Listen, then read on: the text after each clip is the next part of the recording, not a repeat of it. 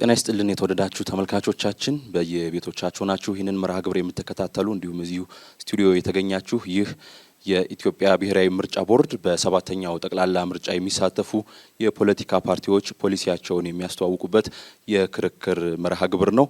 በዛሬው የክርክር መርሃ ግብራችን የሕግ የበላይነትና ዲሞክራሲያዊ ስርዓት የመወያያ ወይም የመከራከሪያ ርዕሰ ጉዳይ ነው። በዛሬው የክርክር መርሃ ግብራችን አራት ፓርቲዎች ተሳታፊ ይሆናሉ። ብልጽግና ፓርቲ በዶክተር ቢቂላ ሁሪሳና በወይዘሮ ሀና አርአያ ስላሴ ተወክሏል። የመላው ሲዳማ ሕዝብ ዲሞክራሲያዊ አንድነት በአቶ ተስፋ ማርያም ጉጃና በአቶ ጳውሎስ ቦኤ ተወክሏል። የጉሙዝ ሕዝቦች ዲሞክራሲያዊ ንቅናቄ በአቶ ለሚሳ ኔኖና በአቶ ግራኝ ጉደታ ተወክሏል። የወላይታ ሕዝብ ዲሞክራሲያዊ ግንባር በዶክተር ተመስገን ቶራና በአቶ ጎበዜ ጎአ ተወክሏል። ስለዚህ አራቱ ፓርቲዎች እነዚህ ናቸው። እኛ ደግሞ ይህንን የክርክር መርሃ ግብር በማጋፈር እኔ እሱ ባለጋሻው እንዲሁም በቀኝ በኩል ባልደረባይ ነመሙሳ አድማሱ እንዲሁም በግራ በኩል ባልደረባይ ፍሬህይወት ሰፊው አብረናችሁ ቆይታ የምናደርግ ነው የሚሆነው። 5 ምዕራፍ ይኖሩታል ይህ የክርክር መርሃ ግብር። በመጀመሪያው ምዕራፍ በርዕሰ ጉዳዩ ዙሪያ ተፎካካሪ እንዲሁም ተከራካሪ ፖለቲካ ፓርቲዎች የፖሊሲ አማራጫቸውን ያስተዋውቃሉ። በሁለተኛው ምዕራፍ ከሶስቱ አጋፋሪዎች የሚቀርቡ ጥያቄዎች ይኖራሉ። ለነዚህ ጥያቄዎች የፖለቲካ ፓርቲዎች ምላሽ ይሰጣሉ። በሶስተኛው ምዕራፍ ደግሞ ከታዳሚዎች ለሚቀርቡ ጥያቄዎች እንደዚሁ የፖለቲካ ፓርቲዎች ምላሽ የሚሰጡ ነው የሚሆነው። በአራተኛው ምዕራፍ የፖለቲካ ፓርቲዎች እርስ በርስ ጥያቄ የሚጠያየቁበት ጊዜ ይሆናል። በመጨረሻውና የማጠቃለያው ምዕራፍ ደግሞ ፓርቲዎች የማጠቃለያ ንግግራቸውን የሚያቀርቡ ይሆናል። ስለዚህ በእነዚህ 5 ምዕራፎች የተከፈለ መርሃ ግብር ይኖረናል። በቀዳሚነት ግን በዚህ ክርክር የሚሳተፉ የፖለቲካ ፓርቲዎች ወደ መድረክ መጥተው በክርክሩ ሂደት የሚቆሙበትን አትሮንስ የሚለዩበት እንዲሁም ደግሞ የንግግር ቅደም ተከተላቸውን የሚለዩበትን እጣ የሚያወጥ ይሆናል። የኢትዮጵያ ብሔራዊ ምርጫ ቦርድ ተወካዮች የእጣ ስነ ስርዓቱን ለመምራት ወደ መድረክ እንውልን። የፓርቲ አንዳንድ ተወካዮች ወደ መድረክ መታችሁልን እጣ የምታወጡ ይሆናል።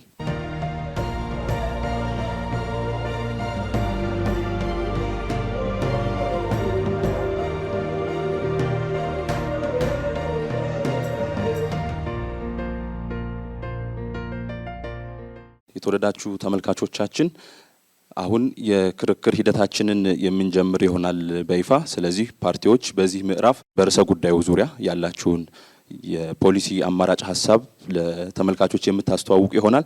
በተራ ቁጥር 1 ላይ የተቀመጠው የመላው ሲዳማ ሕዝብ ዲሞክራሲያዊ አንድነት ፓርቲ ነው። ስለዚህ መጀመር ትችላላችሁ። አመሰግናለሁ።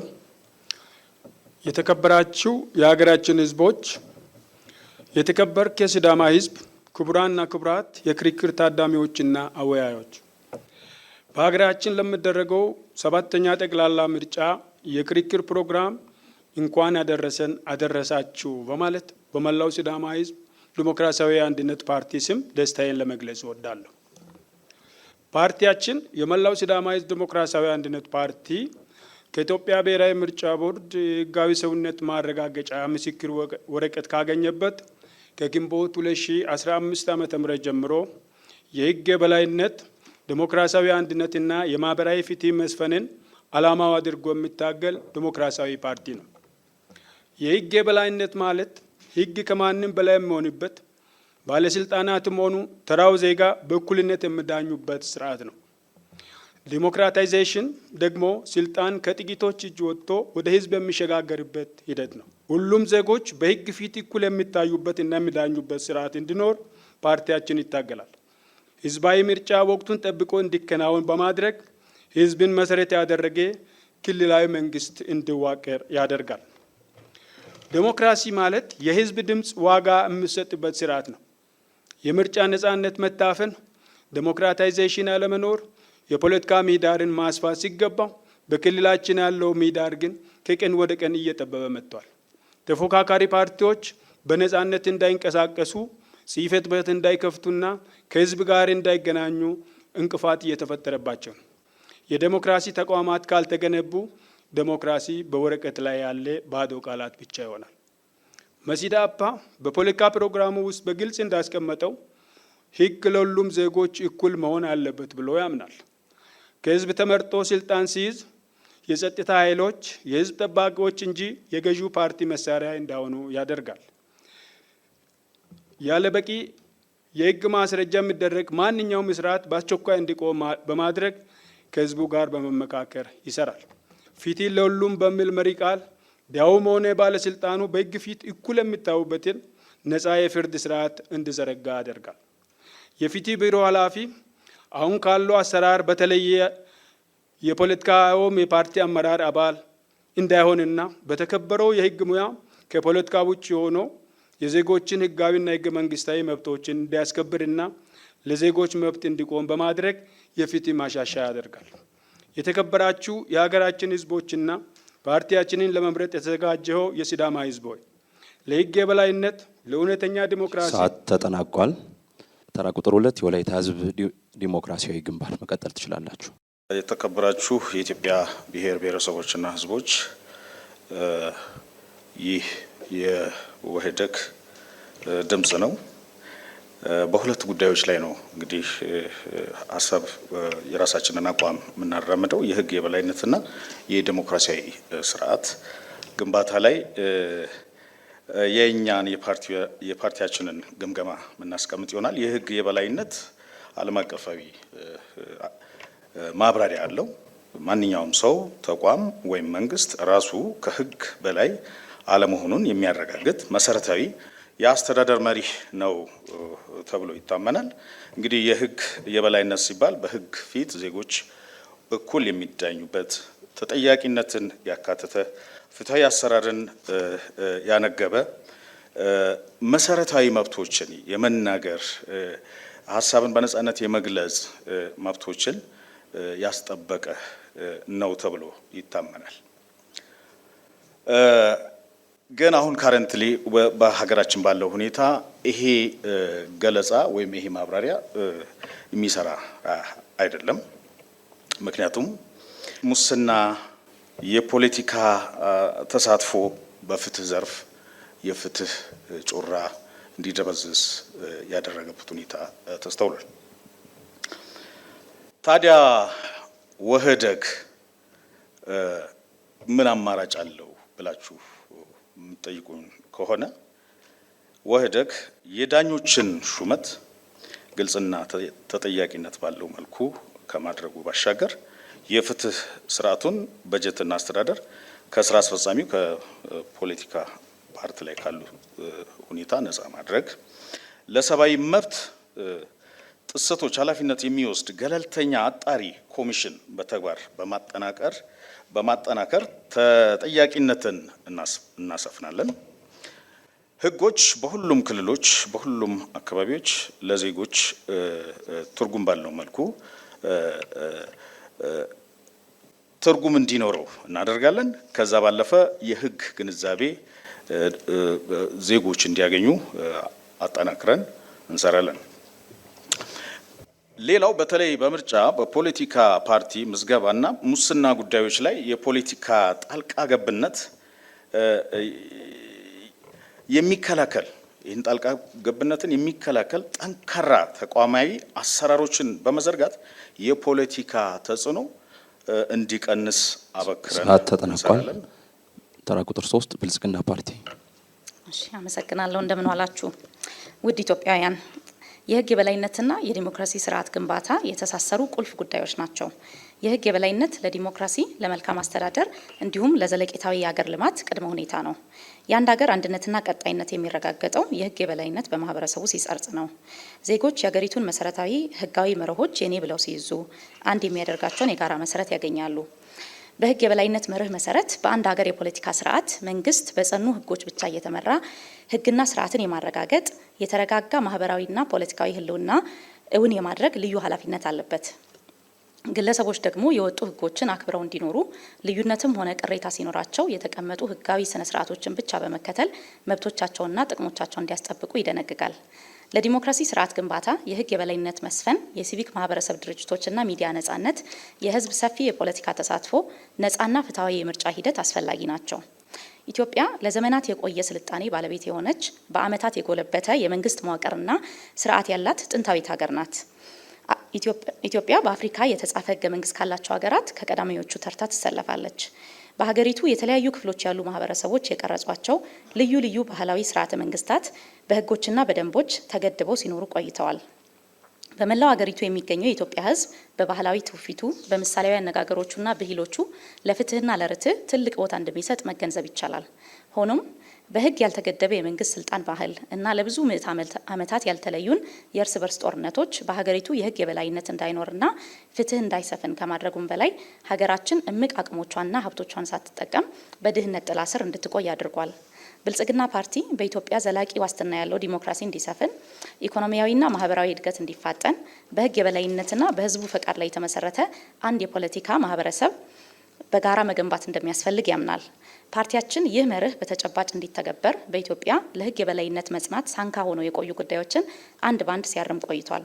በተለይም የህጎችን ህገ መንግስታዊነት በማረጋገጥና ለአስተዳደር ፍትህ መሰረት በመጣል ያለ አግባብ የተወነጀሉ ዜጎችና የፖለቲካ ቡድኖች ጉዳይ በይቅርታና በምህረት እልባት እንዲያገኙ በማድረግ የዲሞክራሲ ምህዳሩን በማስፋት የሲቪክ ማህበራትና ሚዲያዎች በነጻነት እንዲሰሩ መደላደል በመፍጠር የመብቶች ጥበቃን በማጠናከር ነጻና ፍትሃዊ ምርጫ በማካሄድ ቁልፍ የመንግስት የፍትህና የዲሞክራሲ ተቋማት ይህን ለመፈጸም በሚያስችላቸው ቁመና ላይ እንዲገኙ የሚያስችሉ ሰፋፊ የሪፎርም ስራዎች በመስራት ሰፊ ርብርብ ስናደርግ ቆይተናል።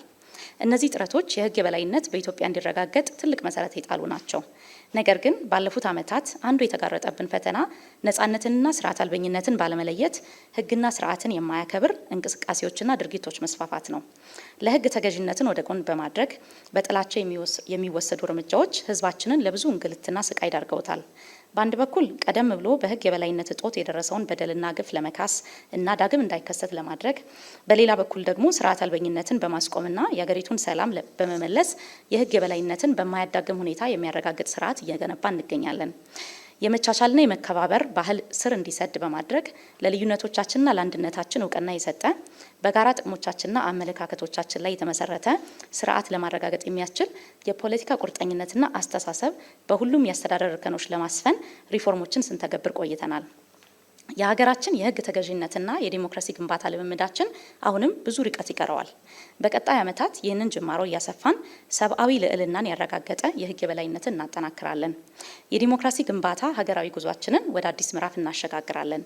በኢትዮጵያ የህግ የበላይነትን በጸና መሰረት ላይ ለማቆም ብልጽግናን ይምረጡ። ምልክታችን የመደመር የአንድነት፣ የትብብር ምልክት የሆነው የስንዴ ነዶ ሆኖ ብልጽግናን ይምረጡ። አመሰግናለሁ።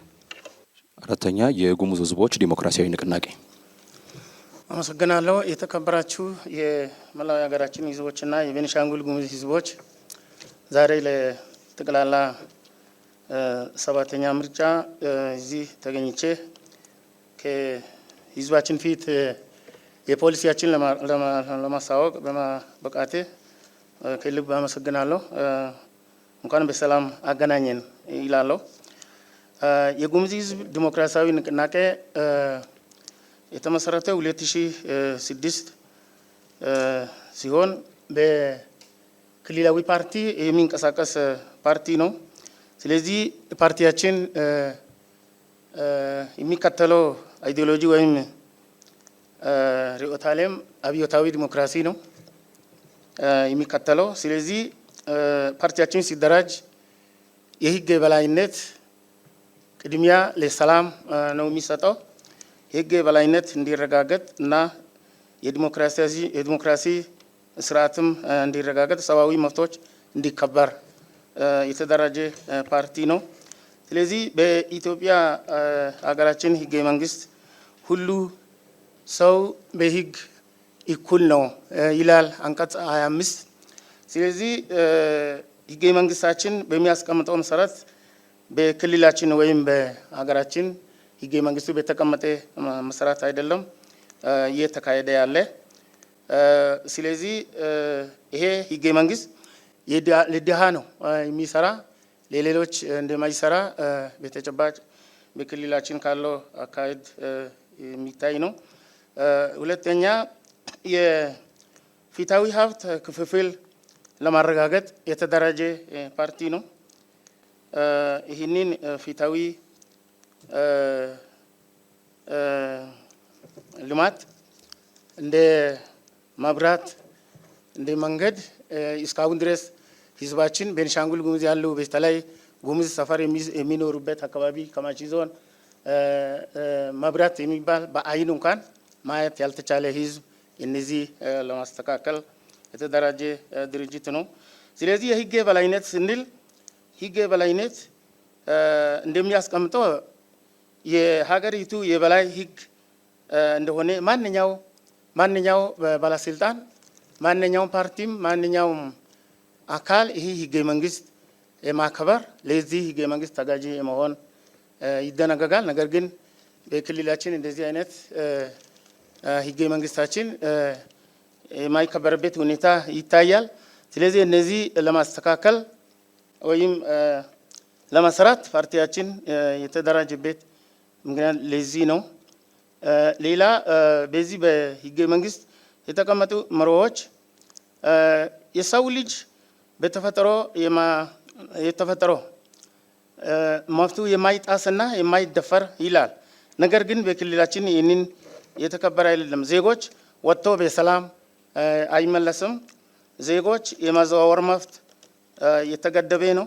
ሌላ ዲሞክራሲያዊ ስጅን ስንመለከት ማንኛው ሰው ያለ ማንም ጣልቃ ገብነት የመሰለው ሀሳብ ይዞ የማንቀሳቀስ ይላል። በክልላችን ይህንን ሀሳብ የሚያቀርብ ተይዞ ይያዛል፣ ይታሰራል። ለምን እንደዚህ ትናገራለህ የሚል አፈናዎች ተጠናቋል። እናመሰግናለን። የመጀመሪያው ምዕራፍ ተጠናቋል። ወደ ሁለተኛው ምዕራፍ እናልፋለን። በሁለተኛው ምዕራፍ እዚህ ፊት ለፊታችሁ ከምንገኝ የክርክሩ አወያዮች ከእያንዳንዳችን አንዳንድ ጥያቄ ለእያንዳንዳችሁ ፓርቲዎች የሚደርስ ይሆናል። በቀዳሚነት የማቀርበው ጥያቄ ለመላው ሲዳማ ሕዝብ ዲሞክራሲያዊ አንድነት ነው። ለዲሞክራሲ ስርዓት ማደግ የህግ የበላይነት መከበር ወሳኝ ሚና እንዳለው የሚታወቅ ጉዳይ ነው። የህግ የበላይነትን በማስፈን ረገድ የዲሞክራሲ ምህዳሩንም ለማስፋት የምትቀይሯቸው ወይም የምታሻሽሏቸው ህጎች አሉ? ካሉስ የትኞቹ ናቸው? ከህግ ባለፈም በአሰራር ደረጃም የምትቀይሩት ነገር አለ ወይ? እሺ፣ አመሰግናለሁ። መሲዳፓ ዲሞክራሲያዊ ፓርቲ ነው። ህዝቡ ውክልና ከሰጠን የምናሻሽላቸው አዲስ የምናስገባቸው አሰራሮች ይኖራሉ።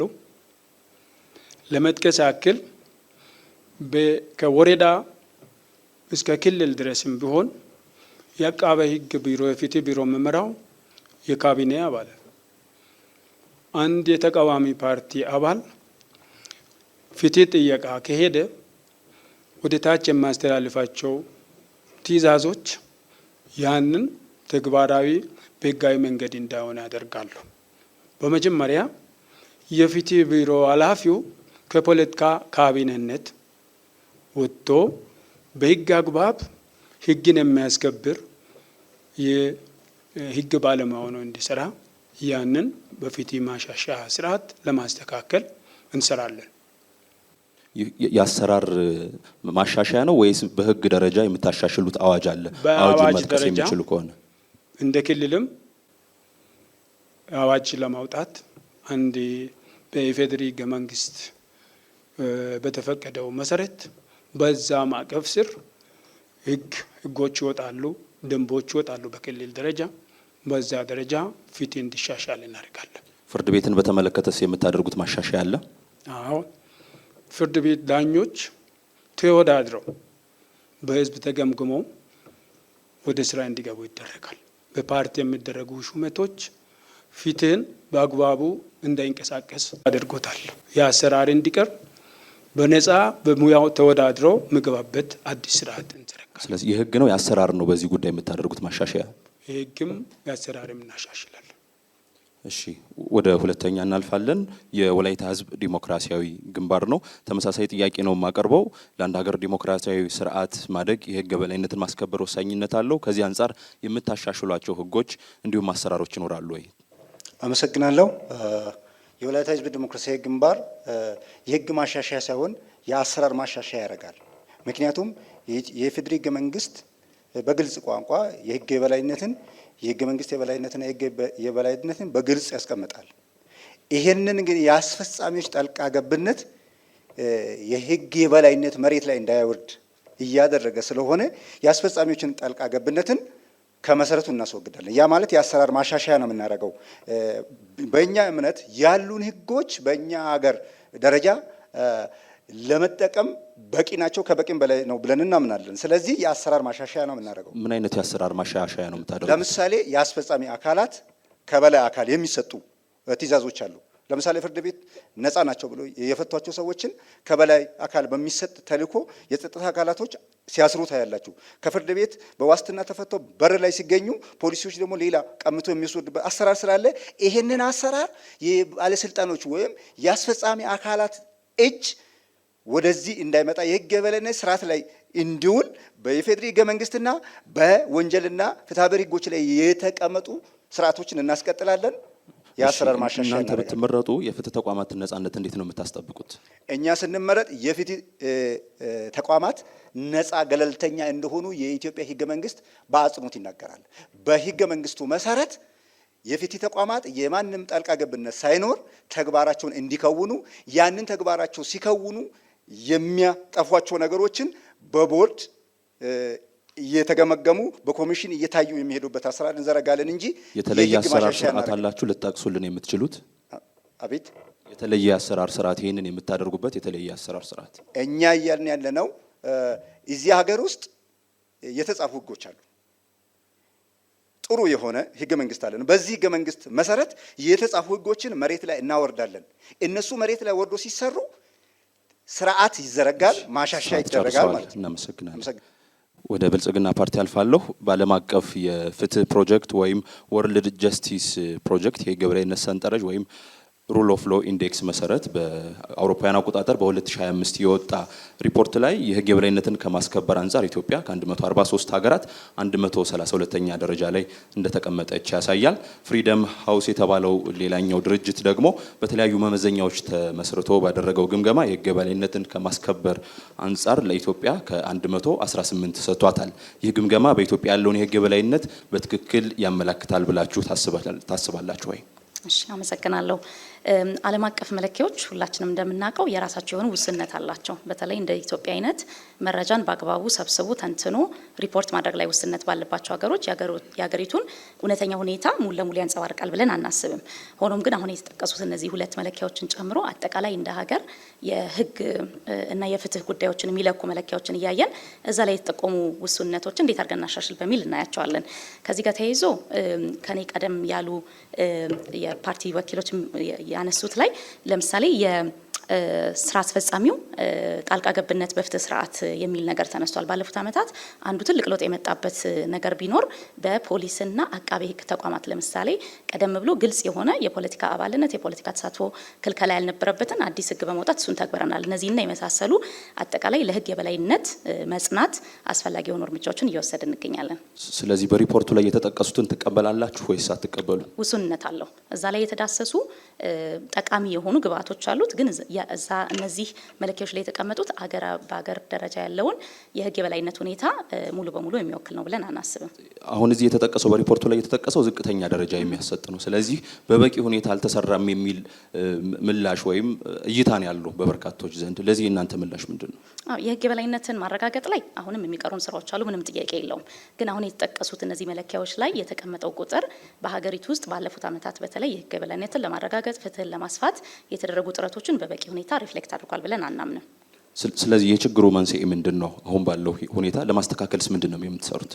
የህግ የበላይነትን በኢትዮጵያ ለማረጋገጥ ባለፉት ዓመታት ትልቁ ፈታኝ ሁኔታ የተፈጠረውን የዲሞክራሲ ምህዳር መስፋት በአግባቡ ያልተረዱ ሰላምን የህዝባችን ሰላም የሚያናውጡ የተለያዩ ትጥቅን ይዘው የሚንቀሳቀሱ አካላት መኖራቸው ነው። ሰላም በሌለበት ሁኔታ ስለ ህግ የበላይነት መነጋገር አስቸጋሪ ስለሆነ የመንግስታችን የፓርቲያችን ቅድሚያ አድርገን ስንሰራ የቆየ ነው ህግ ማስከበር ነው። ከህግ ማስከበር በትዩነት ደግሞ ተቋማትን በማጠናከር የህግ የበላይነትን ለማጠናከር እየሰራ ነው። ስለዚህ ሰላሙ ሲመጣ የህግ የበላይነቱን ማስከበር ይቻላል የሚል እምነት ነው ያለው። ሰላሙ እየመጣ ነው። የሰላምን የማረጋገጥ ስራ እየሰራ ነው። ግን እሱ ብቻውን በቂ አይደለም። ጠንካራ ተቋማት ያስፈልጋሉ ይሄንን ኢንፎርስ የሚያደርጉ። እሺ፣ ሰዓቶትን አጠናቀዋል። አራተኛ የጉሙዝ ህዝቦች ዲሞክራሲያዊ ንቅናቄ ነው። ለእናንተ የማቀርበው ጥያቄ ደግሞ የዲሞክራሲያዊ ስርዓትን ለማስከበር የህግ የበላይነት መከበር ቀዳሚ ጉዳይ እንደሆነ ይነገራል። ከዚህ ጋር በተያያዘ እናንተ ብትመረጡና መንግስት መመሰረት ብትችሉ ምን አይነት ህጎችን ታሻሽላላችሁ? በአሰራር ደረጃስ የምታሻሽሏቸው ጉዳዮች ይኖራሉ ወይ? አመሰግናለሁ። የጉሙዝ ሕዝብ ዲሞክራሲያዊ ንቅናቄ ሁለት ማሻሻያዎች ያደርጋል ብለን እናስባለን። አንደኛ የፍትህ ስርዓቱና የዳኝነት ስርዓት ገለልተኛና ነጻ እንዲሆን መሬት እንዲነካ ተግባራዊነቱ ማሻሻያ እናደርጋለን ብለን እናስባለን። ሁለተኛ ደግሞ እንደ ጉሙዝ አካባቢ የጉሙዝ የሚታወቀው በባህላዊ ዳኝነት ነው። የባህላዊ ዳኝነትም ከዘመናዊ ዳኝነት ጎን ቆሞ ይሄ አጋዥ እንዲሆን በመመሪያ ደረጃ እናወጣለን ብለን እናስባለን። ተግባራዊ እየተደረጉ ያሉ የባህላዊ ዳኝነት ስርዓቶች እንዳሉ ይታወቃል። ከዛ የተለየ ምንድን ነው እናንተ የምታደርጉት? የተለያየ የምናደርገው በአካባቢ ደረጃ የሚፈጠሩ ችግሮች ሊኖሩ ይችላሉ። እነዚህ ችግሮች ግን ወደ ሕግ ደረጃ የማይደርሱ በአካባቢ ዳኝነት የሚፈቱ በአካባቢ አገር ሽማግሌ እንዲፈቱ ለማድረግ እቅድ ይዘናል። እናሻሽላለን። ይሄ በመመሪያ ደረጃ ወጥተን ተግባራዊ እናደርጋለን ብለን እናስባለን። አሁንም ተግባራዊ እየተደረገ ያለ እና ከዛ አንጻር የሚለይ ነገር አለው ወይስ ያለውን ማስቀጠል ነው? የምናስቀጥለው በህግ ደረጃ የወጡ ህጎች መሬት እንዲነኩ ተግባራዊ እናደርጋለን። ይሄ ማሻሻያ እናደርጋለን ብለን እናስባለን። ምናሻሽለው መሬት ያልነካ ፓርቱ ላይ ነው ምናሻሽለው። የሀገር ሽማግሌዎችና ህጉ የሚወስነው ውሳኔ የሚቃረን ሲሆን የእናንተ እርምጃ ምንድን ነው የሚሆነው? ምን አይነት ስርዓት ትዘረጋላችሁ? ወደ ፍትህና ህግ ስርዓቱ እንወስዳለን። በሀገር ሽማግሌ የሚፈቱ በሀገር ሽማግሌ እንዲፈቱ፣ በዘመናዊ የዳኝነት ስርዓት የሚፈቱም ወደ ዘመናዊ ዳኝነት አካል እንዲቀርቡ እናደርጋለን። ስለዚህ የበላይ የሚሆነው የዘመናዊ ዳኝነት ስርዓቱ ነው ማለት ነው። አዎ። እሺ፣ እናመሰግናለን። እኔ ያስኳቸውን ጥያቄዎች አጠናቅቅ ያለው በሁለተኛነት ባልደረባይ ነው ሙሳ አድማሱ ጥያቄዎችን የሚያቀርብ ይሆናል። አመሰግናለሁ። ለእያንዳንዳችሁ ተመሳሳይ ጥያቄ ነው የምጠይቃችሁ። የመጀመሪያው የመላው ሲዳማ ህዝብ ዲሞክራሲያዊ አንድነት ነው የሚሆነው ጥያቄው። ለህግ የበላይነት መከበር የፍትህ አካላት ማለትም ፍርድ ቤት፣ ፖሊስ እና አቃቤ ህግ ወሳኝ ሚና እንደሚጫወቱ ግልጽ ነው። በተለይም ተቋማቱ ሚናቸው እንዲጫወቱ ደግሞ ነጻነት እንደዚሁም ገለልተኝነት፣ በሌላ በኩል ደግሞ የሰራተኞቹ ብቃት ወሳኝ ሚና እንዳለው ይታወቃል። ስለዚህ ይህን ለማረጋገጥ ሪፎርም ለማድረግ ያስባችሁ ምንድን ነው? በተለይም ደግሞ እንደ ሲዳማ መግቢያ ላይ ያነሳችሁት ያለምንም የህግ ሂደት በፖሊስ ጣቢያዎች እየማቀቁ የሚገኙ ማለት ነጻነት እንደሌለ ነው እየገለጻችሁ የነበረው ማለት ነው። እንደዚሁም ደግሞ ነጻ የፍርድ ሂደት እንደሌለም ስታነሱ ነበርና ይህን ለማሻሻል ሪፎርም ለማድረግ ያሰባችሁ ምንድን ነው? እኛ የያዝነው እቅድ ወይም ፓርቲያችን የያዘው ዓላማ አንድ ሰው ያለ ህግ አይታሰርም የሚለውን መሪ ያደረገ ነው። በህግ አሰራር ብቻ ሰዎች እንዲታሰሩ፣ የዋስትና መብታቸው እንዲጠበቅ፣ በፍርድ ቤት ትዕዛዝ ያለ ፍርድ ቤት ትዕዛዝ ቤታቸው እንዳይበረበር፣ በህጋዊ መንገድ ሁሉ ነገር እንዲከናወን የራሳችንን ማሻሻያ እናደርጋለን። ከህዝቡ ጋር በመመካከር ያንን የሚያስፈጽም ገለልተኛ አካል፣ ገምጋሚ አካል እናዋቅራለን። ገምጋሚው ቢያንስ በአመት 2 ጊዜ ከህዝቡ የሰበሰባቸውን ቅሬታዎች ከህጉ አንጻር ገምግሞ ለህዝብ ለሚዲያ ይፋ የሚያደርግ አካል በማዘጋጀት በዛው እንዲሻሻል እናደርጋለን። በጣም እናመሰግናለን። ቀጣይ ተጠያቂ የሚሆነው የወላይታ ህዝብ ዴሞክራሲያዊ ግንባር ነው። ይህን ሁለተኛ ጥያቄ አነብላቸዋለሁ። ለህግ የበላይነት መከበር የፍትህ አካላት ማለትም ፍርድ ቤት፣ ፖሊስ፣ አቃቤ ህግ ወሳኝ ሚና እንደሚጫወቱ ይገለጻል። ተቋማቱ ሚናቸውን እንዲጫወቱ ተቋማዊ ነጻነት እንዲሁም ደግሞ በተቋማቱ የሚሰሩ ሰራተኞች ደግሞ ብቃት ሊኖራቸው ይገባል። የእነዚህን ተቋማት ነጻነት፣ ብቃት ከማሻሻል አንጻር ምን ሪፎርም ለማድረግ ለማሻሻል አስባቸዋል መንግስት ከሆናችሁ? አመሰግናለሁ። እኛ እያልን ያለ ነው እንደ ወላይታ ህዝብ ዲሞክራሲያዊ ግንባር ፍትህ ተቋማት ውስጥ ያሉ በተለይ ፍርድ ቤቶች፣ የጸጥታ መዋቅር፣ ፖሊስ የመሳሰሉ ከአስፈጻሚ አካላቶች ትዕዛዝ ነጻ የሚሆኑበትን ስርዓት እንፈጥራለን። ለምሳሌ በተለምዶ የፍርድ ቤቶች ጉባኤ የሚባል አለ፣ የዳኞች ጉባኤ የሚባል አለ። እሱ ጉባኤ ውስጥ ቀድሞ የተዘጋጀ ነገር ስለሚመጣ ፕሬዝዳንት የሚሆነው የፍርድ ቤቶች ፕሬዝዳንት የሚሆነው ሴሚ አስፈጻሚ አካል አባል ነው። ፍርድ ቤት ነጻ ነህ ብሎ የለቀቀውን ፖሊስ ያለ ከልካይ ሲያስር እያየን ስለሆነ ይሄንን የአሰራር ስርዓት ነው እኛ የምናሻሽለው። ይሄንን አሰራር ስርዓት በህጉ ላይ የተቀመጠ ብቻ ኢምፕሊመንት እንዲደረግ ሲሆን ይሄ የደከመ አሰራር ይቀረፋል። ዳኞች ገለልተኛ ሆኖ በሙያ ብቃታቸው በስራቸው ብቻ የሚዳኙበት የሚታዩበት ፍትህ ስርዓቱን በህግና በህገ መንግስት የተጻፉ ጉዳዮችን ብቻ የሚተረጉምበትን ስርዓት እንፈጥራለን። ያንንም በፈጠርን ቁጥር ፖሊስም አዛዡ በአስፈጻሚ የሚሾም ነው። ዳኛም ፕሬዝዳንቱ በአስፈጻሚ የሚሾም ነው። ሿሚው ተሿሚውን ያዛል። ይህ አሰራር እኛ መንግስት ሆነን ከመጣን አስወግደን ፍርድ ቤቶች ለአስፈጻሚውም ለመደበኛ ዜጋውም እኩል ስርዓት እንዲዘረጉ እናደርጋለን። እናመሰግናለን። ሰዓት ጨርሰዋል። ቀጣይ የምንጠይቀው የብልጽግና ፓርቲን ነው። ለህግ የበላይነት መከበር የፍትህ አካላት ፍርድ ቤት፣ ፖሊስ፣ አቃቤ ህግ ወሳኝ ሚና እንዳላቸው ይታመናል። እነዚህ በተለይ ነጻነታቸውና የሰራተኞቹ ብቃት የበለጠ ወሳኝነት አለው።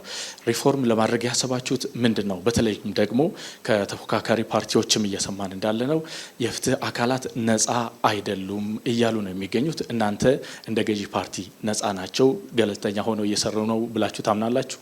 እሺ አመሰግናለሁ። የፍትህና ዳኝነት አካላት ነጻነት ለህግ የበላይነት በጣም ወሳኝ ነው። ይህንንም መሰረት በማድረግ ባለፉት ዓመታት በተጨባጭ ገለልተኛና ነጻ ሆነው እንዲሰሩ በጣም ትልቅ እርምጃዎች ተወስደዋል። በሀገራችን ታሪክ ለመጀመሪያ ጊዜ መባል በሚችል ደረጃ ለምሳሌ የዳኝነትን ብንመለከት ዳኝነት ከሌሎቹም ደግሞ በጣም የተለየና የገዘፈ ሚና አለው በህግ የበላይነት ማረጋገጥ ላይ።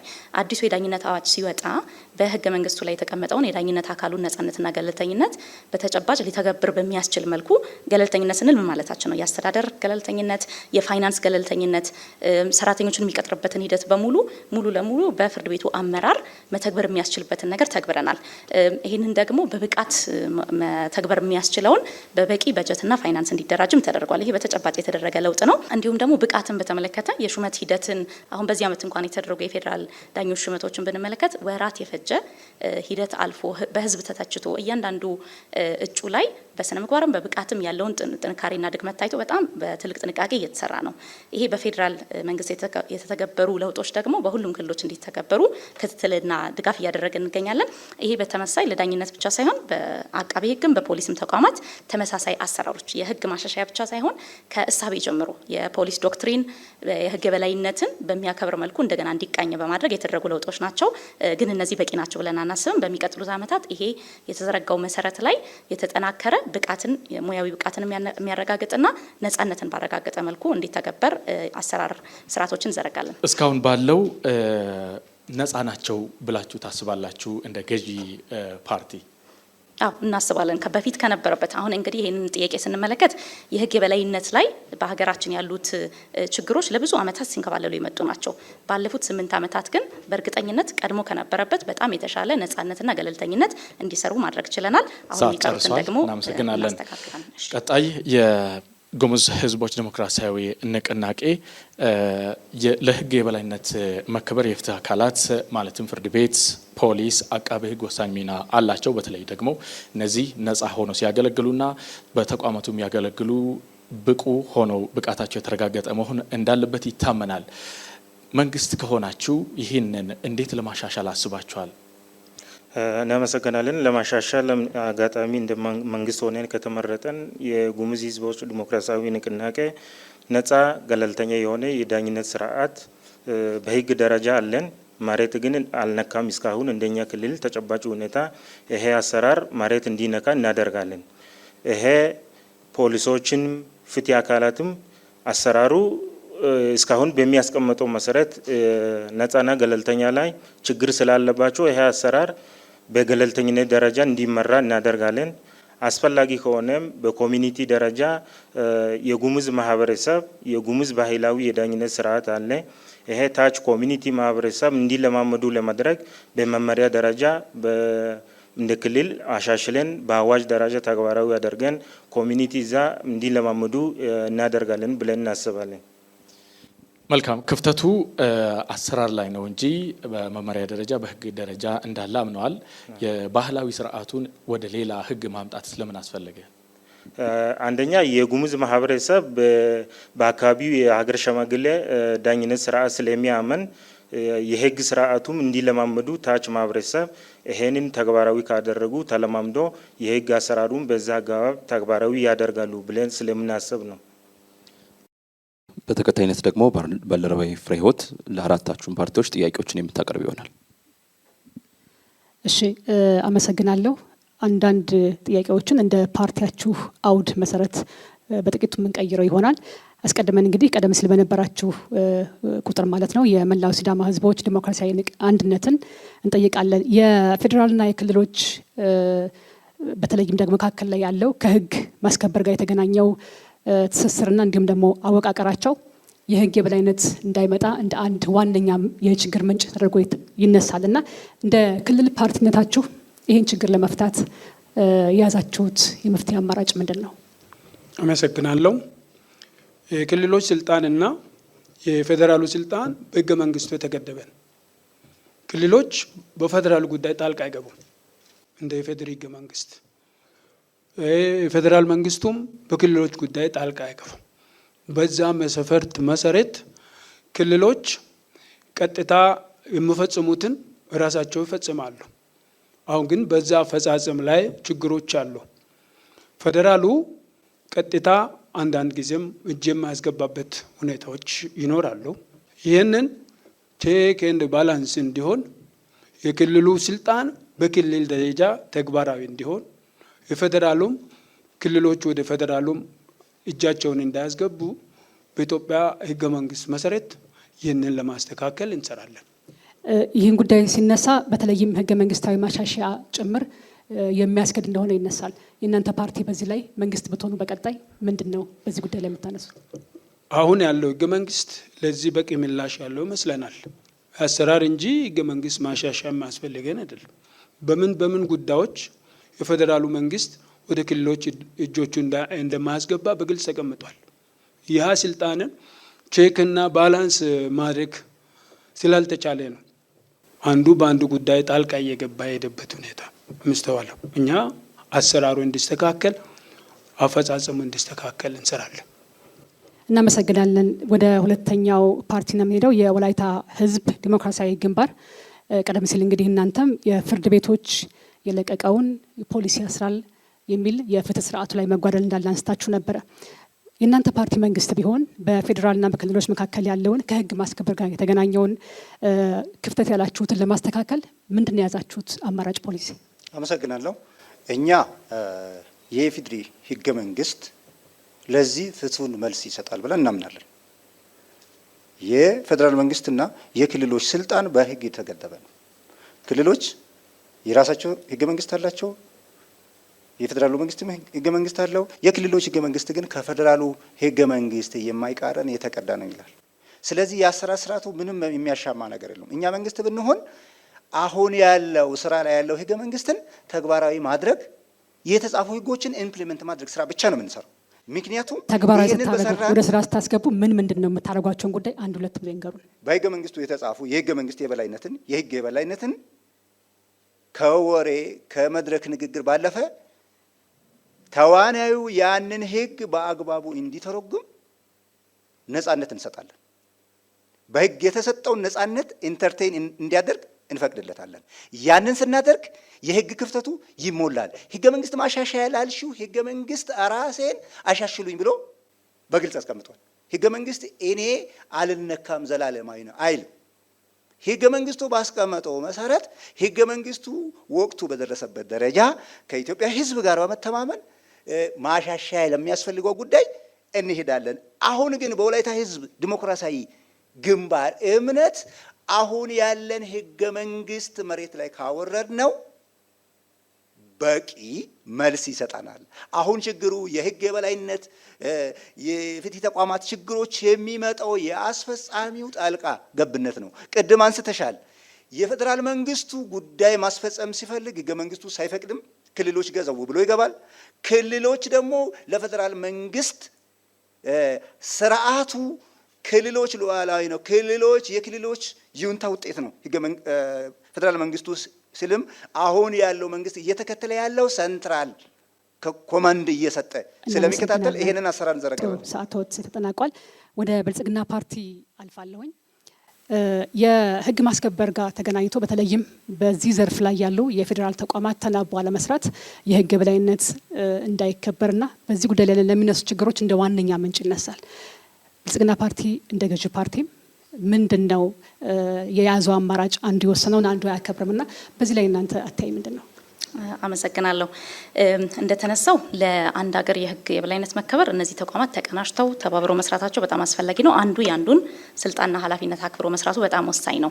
እዚህ ላይ የነበሩ በጣም ሰፋፊ ክፍተቶች ነበሩ። የፍትህ ዘርፉን ስናስብ በፌዴራልም በክልልም ደረጃ ተያያዥ ስለሆነ ስራው በፖሊስ ተጀምሮ አቃቤ ህግ ወደ ፍርድ ቤትና ወደ ማረሚያ መሄድ ጉዳይ ስለሆነ እዛ ላይ የነበሩ አለመናበቦች የፈጠሯቸው ክፍተቶች ነበሩ። ይሄን ለማረም ባለፉት ዓመታት ሁሉን አቀፍ የሆነ የ3 ዓመት ትራንስፎርሜሽን በሚለው እቅድ ውስጥ እነዚህ ተቋማት በተሻለ መናበብ እንዲሰሩ ተደርጓል። በዛም ትልልቅ ውጤቶች መጥተዋል።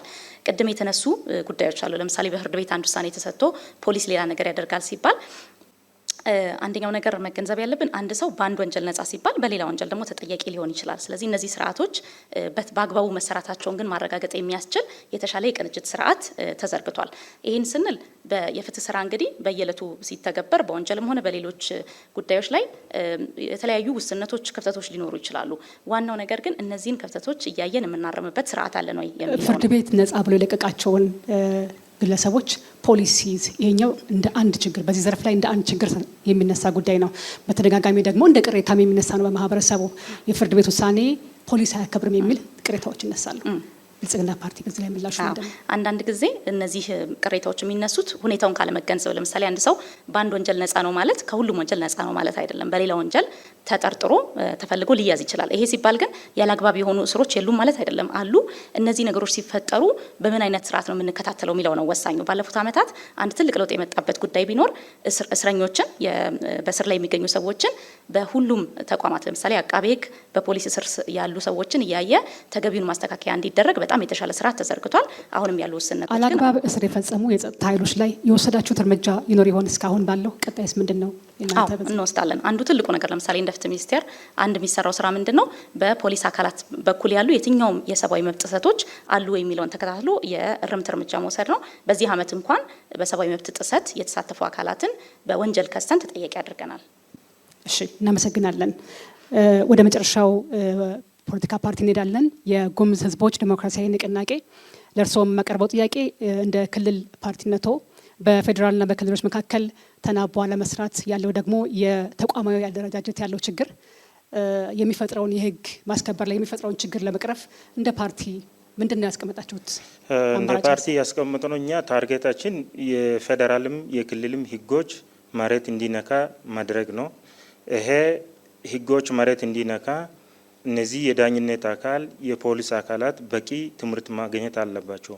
ይሄ ወዶ ሳይሆን በግንዛቤ ችግር ነው። ይሄ ኢምፕሊሜንቴሽን ላይ ችግር ያመጡ ስለሆነ እነዚህ አካላት በቂ ትምህርት ማግኘት መቻል አለበት። በቂ ትምህርት ለማግኘት ከሚመለከተው የትምህርት ተቋማት ተነጋግረን እነዚህ ሰዎች የባለሙያዎች ችግር የበቂ ግንዛቤ ችግር ነው ብላችሁ ታስባላችሁ? ለዚህ ክፍተት መፈጠር? አዎ፣ የባለሙያ የግንዛቤ ችግር የብቃት ማነስ ጋር ተያይዞ የተፈጠረ ችግር ስለሆነ እነዚህ ሰዎች በቂ ትምህርት ማግኘት አለባቸው ብለን እናምናለን። ይሄ ካደረግነው በኋላ ኢምፕሊሜንቴሽኑ ላይ ምንም አይነት ችግር አይፈጠርም።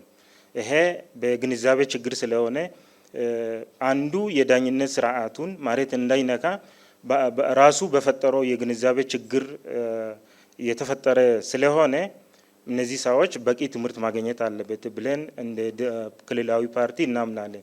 ስለዚህ ትምህርት ላይ ትኩረት እንሰጣለን ብለን እናስባለን። ከፌዴራል መንግስት ጋር በሚኖራችሁ ግንኙነት ምን አይነት አዲስ አሰራር ነው የምትዘረጉት?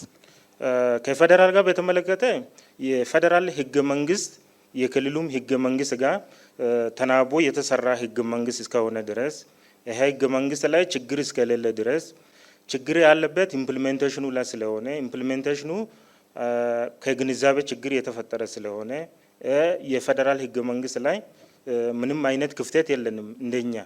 የኢምፕሊሜንቴሽኑ ላይ ግን ችግር ስላለበት ታች ክልል ላይ የሚገኙ የዳኝነት አካላት ላይ ልዩ ትኩረት የምናደርገው ትምህርት እንዲያገኙ ነው። በቂ ትምህርትና ግንዛቤ ካላቸው ተግባራዊ ለማድረግ ምንም ችግር አያጋጠማቸው ብለን ስለምናሰብ ነው። እናመሰግናለን። ሁለቱን ምዕራፎች አጠናቀናል። ቀጣዩ ምዕራፍ የሚሆነው በዚህ አዳራሽ ውስጥ ከተገኙ ታዳሚዎች የሚቀርቡ ጥያቄዎች ነው የሚሆነው። ወደ ታዳሚዎች እንሄዳለን። ጥያቄዎችን ለፓርቲዎች ማቅረብ የምትፈልጉ በእጅ ምልክት አሳዩንና እድል እንሰጣለን። እሺ ወንድሜ። ጥያቄ የማቀርበው ለብልጽግና ፓርቲ ነው የሚሆነው። አሁን ላይ ያሉ የህግ አሰራር ክፍተቶች አሁን የተፈጠሩ ሳይሆኑ እየተንከባለሉ የመጡ እንደሆኑ ክብርት ተከራካሪ ገልጸዋል እና አሁን ላይ የአሰራር ክፍተት ነው ወይስ የሚስተካከሉ ህጎች አሉ? እንዲሁም ደግሞ ባህላዊ የግጭት አፈታት ሂደቶችና የውሳኔ አሰጣጥ ሂደቶች አሉ በተለያዩ ብሔሮች፣ በተለያዩ ክልሎች።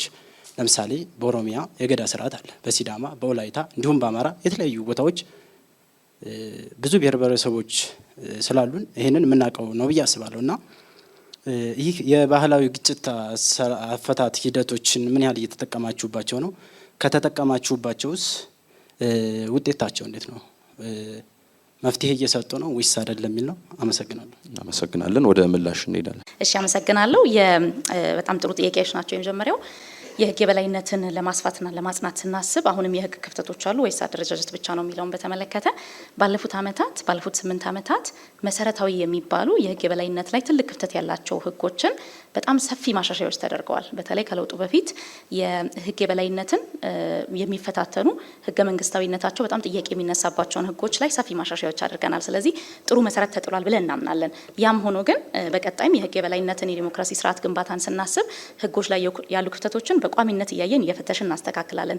ለዚህ እንደ አንድ ምሳሌ ማየት የምንችለው የምርጫ ህጉ ለምሳሌ ከለውጥ በኋላ የወጣ ህግ ቢሆንም ግን ደግሞ የ7ኛው ሀገራዊ ምርጫን ታሳቢ በማድረግ እዛ ህግ ላይ የነበሩ ክፍተቶች እንዲስተካከሉ ተደርገዋል። ስለዚህ የህግ ማሻሻያ ባንዴ ኤግዞስት የምናደርገው ነገር ስላልሆነ በቀጣይም ቅድሚያ የሚሰጣቸውን ህጎች ላይ እየለየን እያስተካከልን እንቀጥላለን።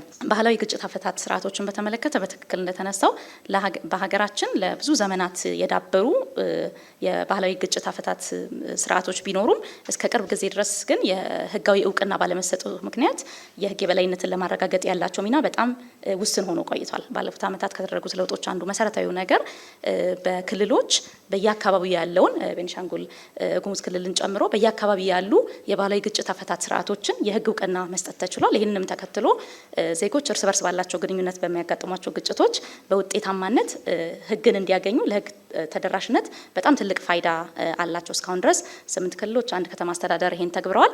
በቀጣይም ይሄን እያሰፋን የምንሄድ ነው። ስለዚህ የህግ የበላይነትን ስናስብ መደበኛ የምንለው የመንግስት የፍትህ ስርዓት ብቻ ሳይሆን የባህላዊ ግጭት መፍቻ ስርዓቶችም በጣም ትልቅ ቦታ ይኖራቸዋል ማለት ነው። አመሰግናለሁ። እናመሰግናለን።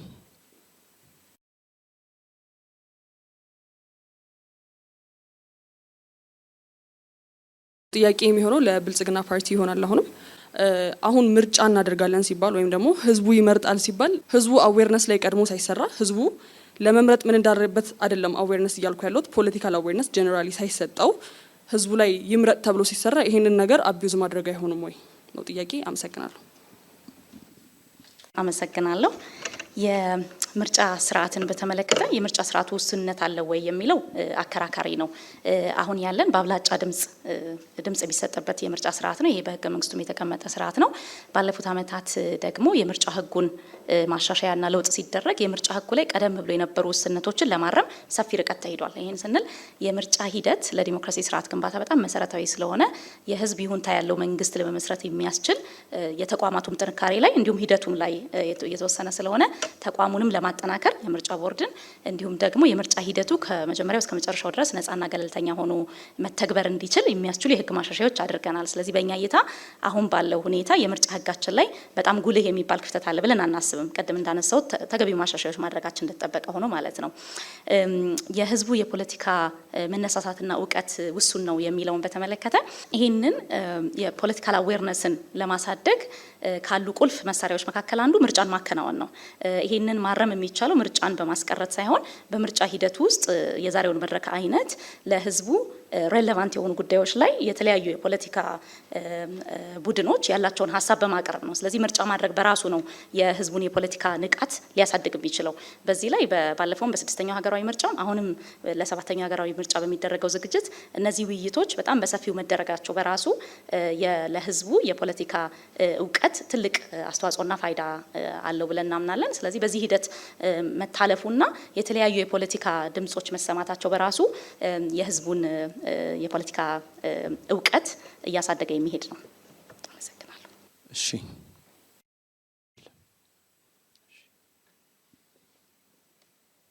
ለሲዳማ መላው አንድነት ፓርቲ የዚህ በተለይ መንግስት ከሆናችሁ በኋላ የህግ የበላይነትን ብቻ ሳይሆን የዲሞክራሲ ምህዳሩን ብቻ ሳይሆን እንደ አጠቃላይ ከመንግስት ከሆናችሁ በኋላ ያለውን ይሄ ፕራይቬት እና ፓብሊክ የምንለውን ወይም ነገሮችን በብሔራዊ ወይም በሀገራዊ እይታዎች የመመልከት ዝማሚያችሁ ምን ይመስላል? ወይም የፖለቲካ ምህዳር ስንል ራሱ ምን ማለታችን ነው?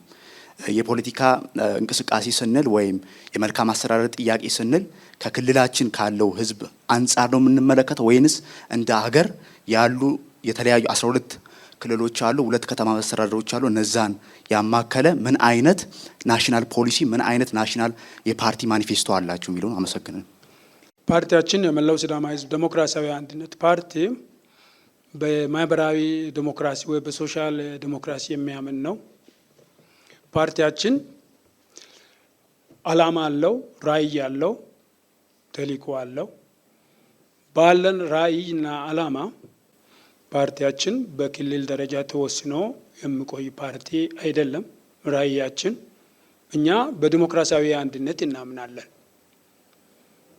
እኛ የምንሄደው መንገድ ሁሉም ሰው እኩል ነው፣ በሕግ ፊት እኩል መብት አለው። ያ መብት ደግሞ በሕገ መንግስት ውስጥ መቀመጥ አለበት፣ የተቀመጠውም ተግባራዊ መሆን አለበት ብለን እናምናለን። ፓርቲያችን መንግስት ሆኖ ክልላዊ የመንግስት ስልጣን ከያዘ አድማሱን ያሰፋል፣ ስኮፑን እያሰፋ ወደ ሀገር አቀፍ ፓርቲነትም ሊቀየር ይችላል። ወይንም ከሌሎች መሰል ዓላማና ራዕይ ካላቸው ፓርቲዎች ጋር በምርጫ ህጉና በሀገሪቱ ህጎች መሰረት ተቀናጅቶ ወደ አንድ አገር አቀፋዊ ፓርቲ ተቀይሮ ዓላማውን ለሁሉም የኢትዮጵያ ብሔር ብሔረሰቦችና ህዝቦች ለማዳረስ ይታገላል። አሁን ባለው ሁኔታም ቢሆን በክልላችን ደረጃ ያሉ ሌሎች ኢትዮጵያውያን ብሔር ብሔረሰቦች ከሲዳማ ህዝብ ጋር እኩል ሆኖ የሚኖሩበት የህግ ማዕቀፍ እንዲፈጠር ተግባራዊም እንዲሆን ይታገላል።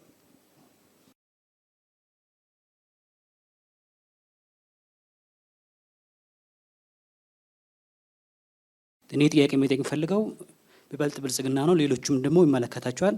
የክሪሚናል ጀስቲስ ፖሊሲ ያለን ደግሞ የወንጀል ፍትህ ስርዓታችን ጋር በተያያዘ በሌሎች በፌዴራል ስርዓት በሚከተሉ ሀገራት አቃቤ ህግ በህገ መንግስቱ ነው ተቋቋመ። በእኛ ስናይ እርስዎ የሚመሩት ተቋም የፍትህ ሚኒስቴር በአዋጅ 943/2008 ተቋቋመ ነው። የክልሎችም እንደዛ ነው። አቃቤ ህግ ፑርሊ ወንጀል ነክ የሆኑትን በህገ መንግስቱ ተቋቁሞ ለህዝብ ለተመረጡት ተጠሪ አለመሆኑ የፍትህ ስርዓታችን ላይ ያለ ጉልህ ድርሻ ወይም ደግሞ አዎንታዊ እንትኑ ምንድን ነው ብሎ ያምናሉ? እሺ፣ አመሰግናለሁ። የአቃቤ ህግ አደረጃጀትን በተመለከተ ህገ መንግስታዊ ተቋም አለመሆኑ ለህግ የበላይነት ያለው አንድምታ ምንድን ነው የሚል ጥያቄ ነው። ይህም በተመለከተ የአቃቤ ህግ ተቋም አደረጃጀት ከሀገር ሀገር ይለያያል። እንደሚታወቀው በአንዳንድ ተቋሞች በትክክል እንደተነሳው የቀረው ፍትህ ሚኒስቴር ከሚሰራው ስራዎች ለብቻው የሚደራጅባቸው ሀገሮች አሉ፣ በጋራም ደግሞ የሚደራጅበት አለ። ይህን በተመለከተ አጠቃላይ የፍትህ ዘርፉ ላይ ገለልተኝነትን፣ ነጻነትን ስናስብ ቅድም ሲነሱ ከነበሩ ሀሳቦች የህግ አስፈጻሚው በህግ ትግበራ በህግ የበላይነት ላይ ያለውን ሚና መገንዘብ ያስፈልጋል። የዳኝነት አካልን የምናይበት መንገድና ፖሊስና አቃቤ ህግ ግን የህግ አስፈጻሚ አካል አንዱ አካል ስለሆኑ የኤክስኪዩቲቭ አካል ስለሆኑ በዛ ኦቨርሳይት ስር መሆናቸው አይቀርም። ስለዚህ ከአንድ ሀገር ወደ ሌላ ሀገር የተለያየ አይነት ትግበራ ሊኖር ይችላል የሚለው የመጀመሪያው መነሻ ነው። በእኛ ሀገር እንደተባለው በፍትህ ሚኒስቴር ስር ወይም ደግሞ በክልሎች በፍትህ ቢሮዎች ስር የአቃቤ ህግ የወንጀል ምርመራና ክስ ስራን ጨምሮ ሌሎችንም የሚሰሩ ተቋማት በአንድ ላይ ነው የተደራጁት። ይሄ በራሱ አደረጃጀቱ በራሱ የህግ የበላይነትን ለመተግበር ችግር ነው ብለን አናስብም። ይሄም የምንልበት ምክንያት ምንድነው? ቅድም እንዳነሳሁት ባለፉት አመታት የአቃቤ ህግ ተቋም ልክ እንደ ዳኝነት አካሉ እንደ ፖሊስ ከፖለቲካ ተጽዕኖ ነጻ ሆኖ እንዲሰራ የህግም የአሰራርም ማሻሻያዎች ተደርገዋል። ከለውጡ በፊት ለምሳሌ የአቃቤ ህግ ተቋማት በፌዴራልም በክልልም ያሉ ግልጽ የሆነ የፖለቲካ ተሳትፎ የሚያደርጉበት የፖለቲካ ፓርቲዎች አባል ሆነው የሚሰሩበት ስርዓት ነበር የነበረው። እዚህ ላይ በጣም መሰረታዊ የሆነ ለውጥ መጥቷል። በህግም አሁን ክልከላ ስለተቀመጠ የፖለቲካ ሹመኞችን ውጪ ያሉ የአቃቤ ህግ ባለሙያዎች የፖለቲካል ፓርቲ አባልነትም ተሳትፎ ማድረግ አይችሉም። ይሄ መሰረታዊ ለውጥ ያመጣ ስለሆነ ምንም እንኳን የካቢኔ አባል ሆኖ የሚሰራ ቢሆንም በፌዴራልም በክልልም ባለሙያዎቹ ግን በፊት ለፊታቸው የሚመጡ ጉዳዮችን ሲመለከቱ፣ መረጃን ሲመዝኑ፣ ውሳኔ ሲሰጡ ከፖለቲካ ተጽዕኖ ነጻ ሆነው እንዲሰሩ ተደርጓል። ስለዚህ በዚህ መልኩ እየተሰራ ስለሆነ ለህግ የበላይነት አሉታዊ አንደምታ የለውም ማለት ነው። አመሰግናለሁ።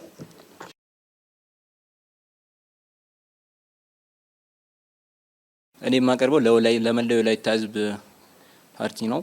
ቀደም ሲሉ እንደነበረው የህገ መንግስቱ ያተገባበር ችግር አለበት ብለው ነበርና ከተለያዩ አካላት ደግሞ የህገ መንግስቱ ነው ኢትዮጵያ ውስጥ ላለው ስርዓት አልበኝነት ምክንያት የሚሉ ሰዎች አሉና ለነኚህ ምን አይነት ምላሽ ነው እናንተ የምትሰጡት? በርካታ ሰዎች ይሄ ህገ መንግስት ለዚህ ሀገር መበታተን መሰረት ነው የሚለው የሚያነሱት ጥያቄ ውሃ የሚቋጠር ጥያቄ ወይም ክላይም አይደለም ብለን እናምናለን። ምክንያቱም የኢፌዴሪ ህገ መንግስት 3/4ኛው የዓለም አቀፍ ህጎችን የያዘ ነው።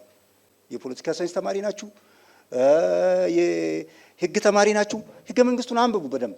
ህገ መንግስቱ ምንም ጉለት የለም፣ ዜሮ ጉለት ነው ብለን አናምንም። ነገር ግን አሁን ካለን ኢትዮጵያ ነባራዊ ሁኔታ የኢፌዴሪ ህገ መንግስት የአገራችን ችግር ሊፈታ የሚችል የብዛ ማንነት፣ ብዛ ቋንቋ፣ ብዛ ሃይማኖት ባለባት አገሪቷን የሚመስል ህገ መንግስት ለማድረግ ተሞክሯል።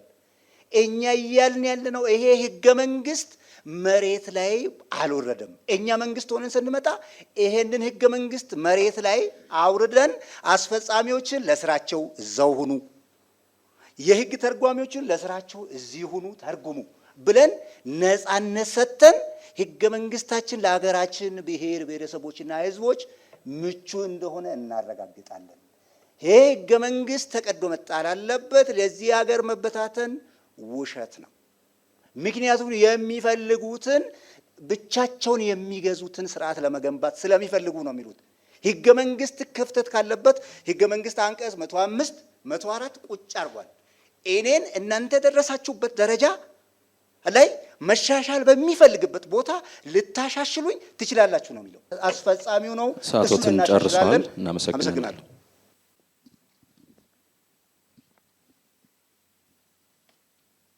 ጉሙዝ ህዝቦች ዲሞክራሲያዊ ነው ጠይቀው በህገ መንግስት ወይም በፌዴራል ስርዓት የሚከተሉ ሀገራት ውስጥ ዱዋሊስት ወይም የፓርላሜንታሪ ስርዓቱ በተለይ ፌዴሬሽን ምክር ቤት የተቋቋመበት አቋቋም ላይ አሁን ያቀረባችሁ ለሁሉም ሊጠቅስ ይችላል ይህ ጥያቄና የህግ ሌሎች ሀገራት እንደ ስዊዘርላንድ ሌሎች ዓለም አቀፍ ወይም ሌሎች እና አሜሪካን ብንመለከት ከህግ አውጪ ነው ፌዴሬሽን ምክር ቤት። ነገር ግን ፌዴሬሽን ህግ ተርጓሚ ምክር ቤቱ ህግ ተርጓሚ ብቻ ነውና ይህንን ስርዓት ከመቀየር ወይም ሌላ በህግ የሚመራ በባለሙያ ከመመራት አንጻር እንዴት ነው የምታስቡት የሚል ጥያቄ ነው ያለኝ። አመሰግናለሁ። የጉሙዝ ህዝብ ዲሞክራሲያዊ ንቅናቄ ቅድም እንደገለጽ ነው በህገ መንግስት ላይ ምንም አይነት ችግር አለ ብለን አናስብም። ነገር ግን ህገ መንግስቱ ኦፕን ኢንድድ አይደለም። ስለዚህ ከዚህ አንጻር ቅድም ባስቀመጥነው አንግል መሰረት ህገ መንግስቱ ላይ በአተረጓጉም ችግር ስላለበት፣ በአፈጻጸም ሂደት ላይ ችግር ስላለበት እንደኛ ክልል አፈጻጸሙን ማሻሻል በምንችልበት አካሄድ ላይ ትኩረት እናደርጋለን። ይሄ ስንለው እንደ አስፈላጊነቱ ማሻሻያ በሚያስፈልግበት ብሎ እንደ ሀገር ሁሉም ኢትዮጵያዊ የሚያምንበት ከሆነ እንደ ጉሙዝ ሕዝብ ዲሞክራሲያዊ ንቅናቄ ተቀበለን እንደ ሀገር ማናደርግበት ምክንያት የለው። ነገር ግን እንደኛ ድርጅት አሁንም በህገ መንግስቱ ላይ ችግር አለ ብለን አናምንም። የክልሉ ህገ መንግስት ላይም ችግር አለበት ብለን አናምንም። አፈጻጸም ሂደቱ ላይ ግን ሰፊ ክፍተት ላይ ነው ያየነው። ይሄ አፈጻጸም ክፍተት አሁንም መመለስ በምንችልበት በሶፍት ስኪሉ በመስጠት እንደሆነ ነው ምናምነው። ከዚህ አንጻር ሶፍት ስኪሉ ላይ ትኩረት ማድረግ ያስፈልጋል ብለን ስለምናምን ነው። እናመሰግናለን። ውድ ተመልካቾቻችን እየተከታተላችሁ የምትገኙት የኢትዮጵያ ብሔራዊ ምርጫ ቦርድ በሰባተኛው ጠቅላላ ምርጫ ተሳታፊ የሆኑ የፖለቲካ ፓርቲዎች የሚያደርጉትን የክርክር መርሃ ግብር ነው። የዛሬው ርዕሰ ጉዳያችን የህግ የበላይነትና ዲሞክራሲያዊ ስርዓት ነው። እስካሁን 3 ምዕራፎችን አካሂደናል። ወደ 4ኛው ምዕራፍ እናልፋለን። በዚህኛው ምዕራፍ እያንዳንዱ ፓርቲ 2 ጥያቄዎችን የሚያቀርብበት ምዕራፍ ነው። አንዱ ፓርቲ አንዱን ጥያቄ ሁለት ጥያቄዎችን ለተለያዩ ፓርቲዎች ወይም 2 ጥያቄ ለአንድ ፓርቲ ማቅረብ ይችላል። ነገር ግን ጥያቄ መጠየቅ የሚቻለው 2 ብቻ ነው። በመጀመሪያም የመላው ሲዳማ ህዝብ ዲሞክራሲያዊ አንድነት። አመሰግናለሁ። ጥያቄ ለብልጽግና ፓርቲ ነው።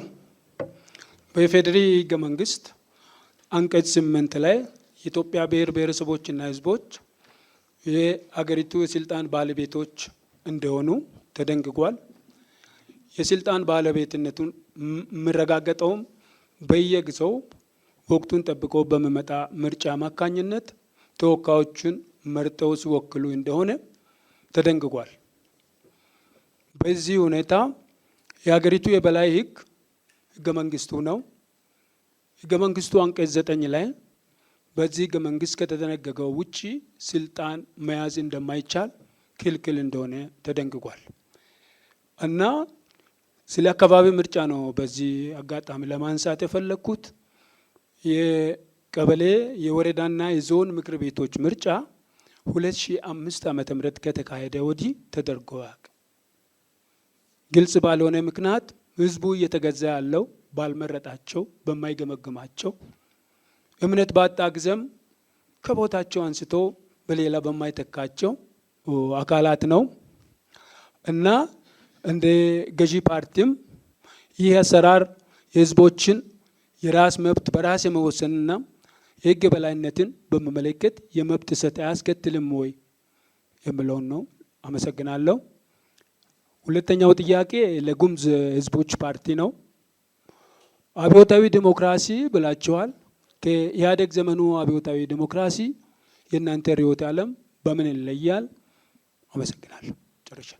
እናመሰግናለን። በቅድሚያም ብልጽግና ፓርቲ። በጣም አመሰግናለሁ። እንደሚታወቀው የኢፌዴሪ ህገ መንግስት ስልጣን ከህዝብ ብቻ የሚመነጭ መሆን አለበት። ከህዝብ ከሚመነጭና ህጋዊ ከሆነ ስልጣን ውጪ በየትኛው መንገድ ስልጣን መያዝ አይቻልም የሚል ህገ መንግስታዊ ድንጋጌ አለ። ህዝባችን ዲሞክራሲን ከሚለማመድባቸው መንገዶች አንዱ በቀጥታ በየ5 ዓመቱ ከሚካሄደው ጠቅላላ ምርጫ በተጨማሪ በየጊዜው ጊዜውን ጠብቆ የሚካሄድ የአካባቢ ምርጫ አለ። የአካባቢ ምርጫ ይካሄዳል። ይህም በከተማ አስተዳደር፣ በወረዳ እና በቀበሌ ደረጃ የሚካሄዱ ምርጫዎች እንዳሉ ይታወቃል። ሆኖም ግን እንደሚታወቀው ባለፉት ጊዜያት በተለያዩ ምክንያት የአካባቢ ምርጫ ሳይካሄድ ቆይቷል። ይህም በጣም ትክክለኛና ወቅታዊ በሆኑ አሳማኝ በሆኑ ምክንያቶች አካባቢ ምርጫ ሳይካሄድ ቆይቷል። ነገር ግን አሁን ከዚህ ጠቅላላ ምርጫ ቀጥሎ ምርጫ ቦርድ በሚያስቀምጠው ጊዜና እቅድ መሰረት የአካባቢ ምርጫን በማካሄድ ህዝባችን በታችኛው የህብረተሰብ ክፍል ደረጃ የተሰጠውን የስልጣን ባለቤትነት መብት የሚያስከብርበት ሁኔታ ይመቻቻል። ይህንን ለማካሄድ ደግሞ ብልጽግና ፓርቲ የሚጠበቅበትን ሚና ለመወጣት ዝግጁ መሆኑን ነው ለማሳወቅ የምፈልገው። ሌላኛው ጥያቄ ቀረበለት የጉሙዝ ህዝቦች ዲሞክራሲያዊ ንቅናቄ። አመሰግናለሁ። ጥያቄው ለጉሙዝ ህዝብ ዲሞክራሲያዊ ንቅናቄ የተነሳው አብዮታዊ ዲሞክራሲ ከኢህአዴግ ስርዓት ጋር ምን ልዩነት አለው፣ እንዴት ነው የተመረጠው የሚለው እኛ ይህንን ስርዓት የመረጥንበት ምክንያት ስርዓቱ ላይ ምንድን ነው ይሄ አይዲዮሎጂው ችግር ሳይሆን የነበረው የአፈጻጸም ችግር ነው እንጂ የስርዓቱ ችግር አልነበረም። አፈጻጸም ችግር የነበረው አሰራሩ እኛን ይህንን ለቡድንም ለግለሰቦችም መብት የሚጠበቅ የራስን እድል የመወሰን የሚጠቀም ስርዓት በመሆኑ ነው ለየት የምናደርገው እንጂ ሌላ ወይም ሌላ ነገር ኖሮት አይደለም። በዚህ ምክንያት ነው ፌዴራሊዝም ስርዓት በአያያዙ ነው ችግሩ የነበረ። ስለዚህ በዚህ ምክንያት ከዚህ ጋር ከኢህአዴግ አካሄድ ጋር የሚያገናኝ ነገር የለም። እኛ በዚህ መልኩ እንቀጥላለን ብለን ነው የተቀበልነው። በሁለተኛነት ወደሚጠይቀው የወላይታ ህዝብ ዴሞክራሲያዊ ግንባር እናልፋለን። የመጀመሪያ ጥያቄ ለብልጽግና ፓርቲ ነው። እያወራን ያለ ነው ስለ ህግ የበላይነትና የህግ አተረጓጎም ነውና እንደውም በየ5 ዓመቱ ምርጫ እያደረግን ነው። በየ5 ዓመቱ ምርጫ ስናደርግ በርካታ ዓመታትን በቆጠረው ወይም ከ20 ዓመት በላይ በቆጠረው ህዝብና ቤት ቆጠራ ሰንሰሰስ ላይ ነው ተመስረትን እየሰራን ያለ ነው። ያም በሱ ምርጫ ስናደርግ የህዝቦችን ጥቅምና ፍላጎት የሚገድብ ስርዓት ነው። ምርጫ ቦርድ እስካሁን ያለው ከ20 ዓመት በፊት በተደረገው የህዝብና ቤት ቆጠራ ነውና እርሶ እና መንግስቱ የሚመራው ፓርቲ ውስጥ የቤትና ህዝብ ቆጠራ አለማድረግ የህግ ጥሰት አይደለም ወይ? መቼስ ለማድረግ አስባችኋል? ይህንን ትሬንድ ለማስቀጠልስ እቅድ አላችሁ ወይ ለማለት ነው። ሁለተኛ ጥያቄ ለጉሙዝ ነው። አሁንም አብዮታዊ ዲሞክራሲ በርካቶች ሲተቹ ድቅል ይሉታል። ምክንያቱም ሶሻሊዝምም አይሆንም፣ ካፒታሊዝምም አይሆንም፣ ከዛም ከዚህም የሚቀነጭብ የራስ እግር የሌለው ተብሎ በዚህ ሀገር ሲተች ቆየና ተፈትኖ የወደቀ ነው። ከዛ ኮርጃችሁ ነው ወይስ እናንተ ሌላ ቅርጽ ሰጥታችሁ ነው? ቢብራራ። አመሰግናለሁ። እሺ፣ በቀዳሚነት ብልጽግና ፓርቲ። እሺ፣ በጣም አመሰግናለሁ። ከዲሞክራሲ ስርዓት ልምምድ አንጻር የህዝብና ቤት ቆጠራ ያለውን ሚና ፓርቲያችን በሚገባ ይገነዘባል። በመሆኑም የህዝብና ቤት ቆጠራ ለተወሰኑ ዓመታት በተለያዩ ምክንያቶች ሳይካሄድ ቆይቷል። በለውጡ መንግስት ባለፉት 8 ዓመታት የህዝብና ቤት ቆጠራን ጨምሮ የተለያዩ ለሀገሪቱ እቅድ ማውጣት አፈጻጸምና የዴታ አቅም ሊረዱ የሚችሉ የተለያዩ የአቅም ግንባታ የተቋም ግንባታ ስራዎች ሲሰሩ ቆይተዋል። እነዚህ የተቋም ግንባታ ስራዎች አሁን እየተጠናቀቁ ስለሆነ በሚቀጥሉት ጊዜያት የህዝብና ቤት ቆጠራን በተሳካ ሁኔታ በማከናወን የህዝባችንን ቁጥር በሚገባ የምናውቅበት ለፖሊሲና ለህግ አወጣጥ እንደ ግብዓት የምንጠቀምበት እንዲሁም አሁን ላነሱት የዲሞክራሲ ስርዓት ግንባታም እንደ ዋነኛ መነሻ ለመጠቀም የምንሰራ ይሆናል ማለት ነው። እሺ፣ የጉሙዝ ህዝቦች ዲሞክራሲያዊ ንቅናቄ ጥያቄው ኢህአዴግ የዚህ ስርዓት በኢህአዴግ ስርዓት ወድቋል። ምንድን ነው የተመረጠው የተባለው? ኢህአዴግ ነው የወደቀ እንጂ ይሄ ስርዓት አልወደቀም። ኢህአዴግ ነው የወደቀ። ስለዚህ ይህንን አይዲዮሎጂ ችግር አለበት ብሎ የሚያምን አካል የሚከራከር ካለ እኛ ችግሩን አጥንተን አይተን የምናስተካክልበት ወይም የምንቀይርበት መንገድ እናመቻቻለን ብለን እናምናለን። እሺ፣ በቀጣይነት ብልጽግና ፓርቲ። እሺ፣ በጣም አመሰግናለሁ። የመጀመሪያው ጥያቄ ለወላይታ ህዝብ ዲሞክራሲ ንቅናቄ ነው። ይሄ የመጀመሪያው ጥያቄ የዲሞክራሳይዜሽን ውስጥ እጅግ በጣም ወሳኝ ነው ብለን የምናምነው የፖለቲካ ተሳትፎ በሀገራዊ ደረጃ ስልጣን ለመያዝ የሚያገለግልና ፖሊሲዎችን፣ ህጎችን፣ ስትራቴጂዎችን ለማውጣት የሚያስችል ስልጣን ለማግኘት የሚረዳ ከሆነ ነው። ስለዚህ የወላይታ ህዝብ ዴሞክራሲያዊ ግንባር ከአደረጃጀቱ የብሔር ፓርቲ በመሆኑ የተወሰኑ የህብረተሰብ ክፍሎችን ብቻ ታሳቢ ያደረገ በመሆኑ ለህዝብ ተወካዮች ምክር ቤት በቂ ተወዳዳሪዎችን ባላቀረበበት ሁኔታ የክልል ምክር ቤት ወንበርንም ለመያዝ በቂ ተወዳዳሪ ባላቀረበበት ሁኔታ እንዲሁም አንድ የህብረተሰብ ክፍልን ብቻ ነጥሎ አንተ ተበድለሃል፣ አንተ ተጎድተሃል በሚል የአደረጃጀት መንገድ በሚሄድበት ሁኔታ አሁን የምናነሳውን የህግ የበላይነት የማስከበርና እውነተኛ ዴሞክራታይዜሽንን ከግብ ለማድረስ የሚያስችል የፖለቲካ ስልጣን እናገኛለን ብላችሁ ታስባላችሁ ወይ የሚል ነው መጠየቅ የምፈልገው። ሁለተኛው የመጠየቅ የምፈልገው የጉሙዝ ህዝቦች ዴሞክራሲያዊ ንቅናቄ ነው።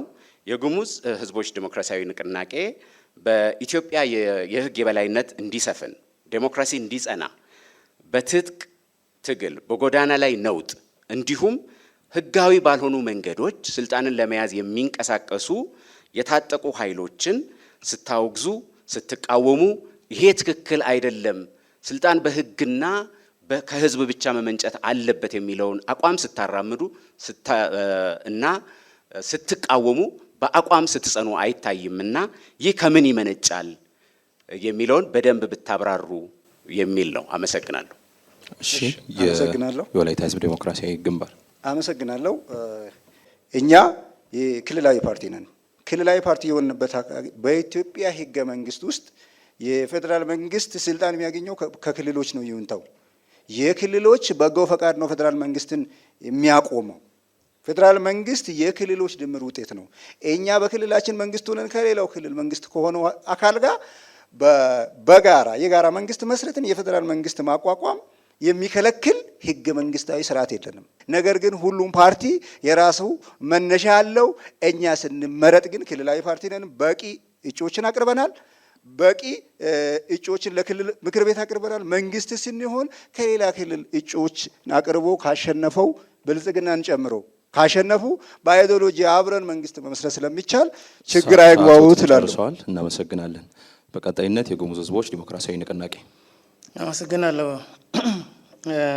ጥያቄው የጉሙዝ ዲሞክራሲያዊ ንቅናቄ ጫካ የሚንቀሳቀሱ ወገኖች ህገ መንግስትን የሚፈታተኑ ለምንድን ነው? መቼም አንድ ቀን እንኳን ሳታወግዙ አይታይም የሚለው እኛ በተለይ እነዚህ ጫካ ያሉ ታጣቂዎች አጠቃላይ እንደ ጎይዲን ታጣቂ ሲባል የነበሩ በሙሉ ወጥቶ ልማት ላይ ነው ያለው። ከአቅም በላይም ለህዝቡ በርካታ ስራዎች እየሰሩ እንደሚገኙ ነው። ጫካ ያሉ ጎይዲንን አይወከልም። ከጎይዲን ጋር ምንም ግንኙነት ያለው አካልም አይደለም። እያወገዘን ነው ያለ። ሰሞኑ ራሱ ከነሱ ጋር የኛ ሰላም ተመላሽ የሚባለው ከነሱ ጋር ሲጋፈጡና ከኦነግ ሸኔ ጋር ሲጋፈጡ በእጅም ይዞ ለመንግስት ያስረከብ የነበረ የኛ ሰላም ተመላሾች እንደውም ለሌሎች ምሳሌ የምንሆነው ነው። የኛ አቋም ግልጽ አቋም ነው ያለን። በእነሱ ላይ አይወከለንም። ለጉሙዝም አይጠቅም፣ ለራሳቸውም አይጠቅም። አላማም የላቸው ጉሙዝን የሚጎዱት እንጂ ጉሙዝ የሚጠቅሙ ስላልሆነ እኛ ካወገዝነ ቆይተና ከአመት በላይ ዘንድሮም ጀምረናል። አሁንም ቀጥልበታለን። መንግስት በሚወሰደው እርምጃ ከመንግስት ጋር ሆነን አስፈላጊ እርምጃ የመጨረሻ እንወስዳለን ብለን ወስነናል። እሺ፣ ጥያቄ መጠየቅ እድል አሁንም የጉሙዝ ህዝቦች ዴሞክራሲያዊ ንቅናቄ ነው። እሺ፣ ጥሩ አመሰግናለሁ። እኔ ሁለት ጥያቄዎች የተፈቀደልኝ እኔም የሚያዘጋጀው ሁለት ጥያቄ ነው። ጥያቄው የሚያቀርበው ለብልጽግና ነው። ለብልጽግና ፓርቲ የሚያቀርበው ጥያቄ እርግጥ በእውነት በትክክል ለህግ የበላይነት እንቆማለን ብለዋል። እንደዚህ ከሆነ ዜጎች ለምንድን ነው ለህግ የበላይነት ከቆሙ ዜጎች ደረቅ ፖሊስ ጣቢያ 6 ወር ሲቆይ ሲጠይቅ ለምንድን ነው ምላሽ የማይሰጠው? ለህገ መንግስቱ የበላይ የምትቆሙ ከሆነ ለምንድን ነው ይሄ እርምጃ ያልተወሰደ የሚል ጥያቄ ያለኝ። በመጨረሻ ላይ ሁለተኛ ጥያቄ ላይ ብልጽግና የሚከተለው አይዲዮሎጂ ወይም ርዕዮተ ዓለም እኔ ግልጽ አይደለም። ምክንያቱ እንደመፎከር የሚነሳ በየጊዜ የብልጽግና ጉዞ ወይም መደመር መንግስት የሚለው ትርጉም እስካሁን ድረስ ለኛ ግልጽ አልሆነም። እስካሁን ድረስ አስተያየት ለመስጠትም ተቸግረናል። ጥያቄም ብናቀርብ መልስ አጣን። ስለዚህ የብልጽግና ጉዞ እየተባለ ወደ ብልጽግናው መነሻው ወይስ መድረሻው ወዴት ነው? የብልጽግና ጉዞ እየተባለ በየጊዜ እንደመፈክር የሚያዘው ምንድን ነው? እሱ ግልጽ አይደለም። ማብራሪያ ቢሰጥበት የሚል ጥያቄ ያለኝ።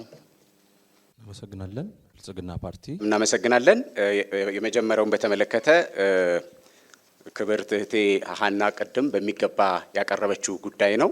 በሀገራችን የፖለቲካ ጨዋታ የምንጫወትበት ሜዳ አለ። እንደገና በፖለቲካና በሕግ መካከል ደግሞ በጣም ወሳኝ የሆነ ቀይ መስመር አለ። ያ ቀይ መስመር በሚጣስበት ጊዜ የፖለቲካ ጨዋታ መሆኑ ይቀርና የህግ ጉዳይ ይሆናል ማለት ነው። ማንኛውም ሰው በኢትዮጵያ በብልጽግና ፓርቲ ምሳቤ ማንኛውም ሰው ማንም ይሁን ከህግ በታች ነው እንጂ ከህግ በላይ አይደለም። ስለዚህ ይህ በሚያጋጥምበት ጊዜ አንድ ሰው በህግ በሚጠረጠርበት ጊዜ የህግ ቁጥጥር ስር መዋሉ፣ ወንጀሉ መመርመሩ እና ለፍትህ መቅረቡ የማይቀር ጉዳይ ነው።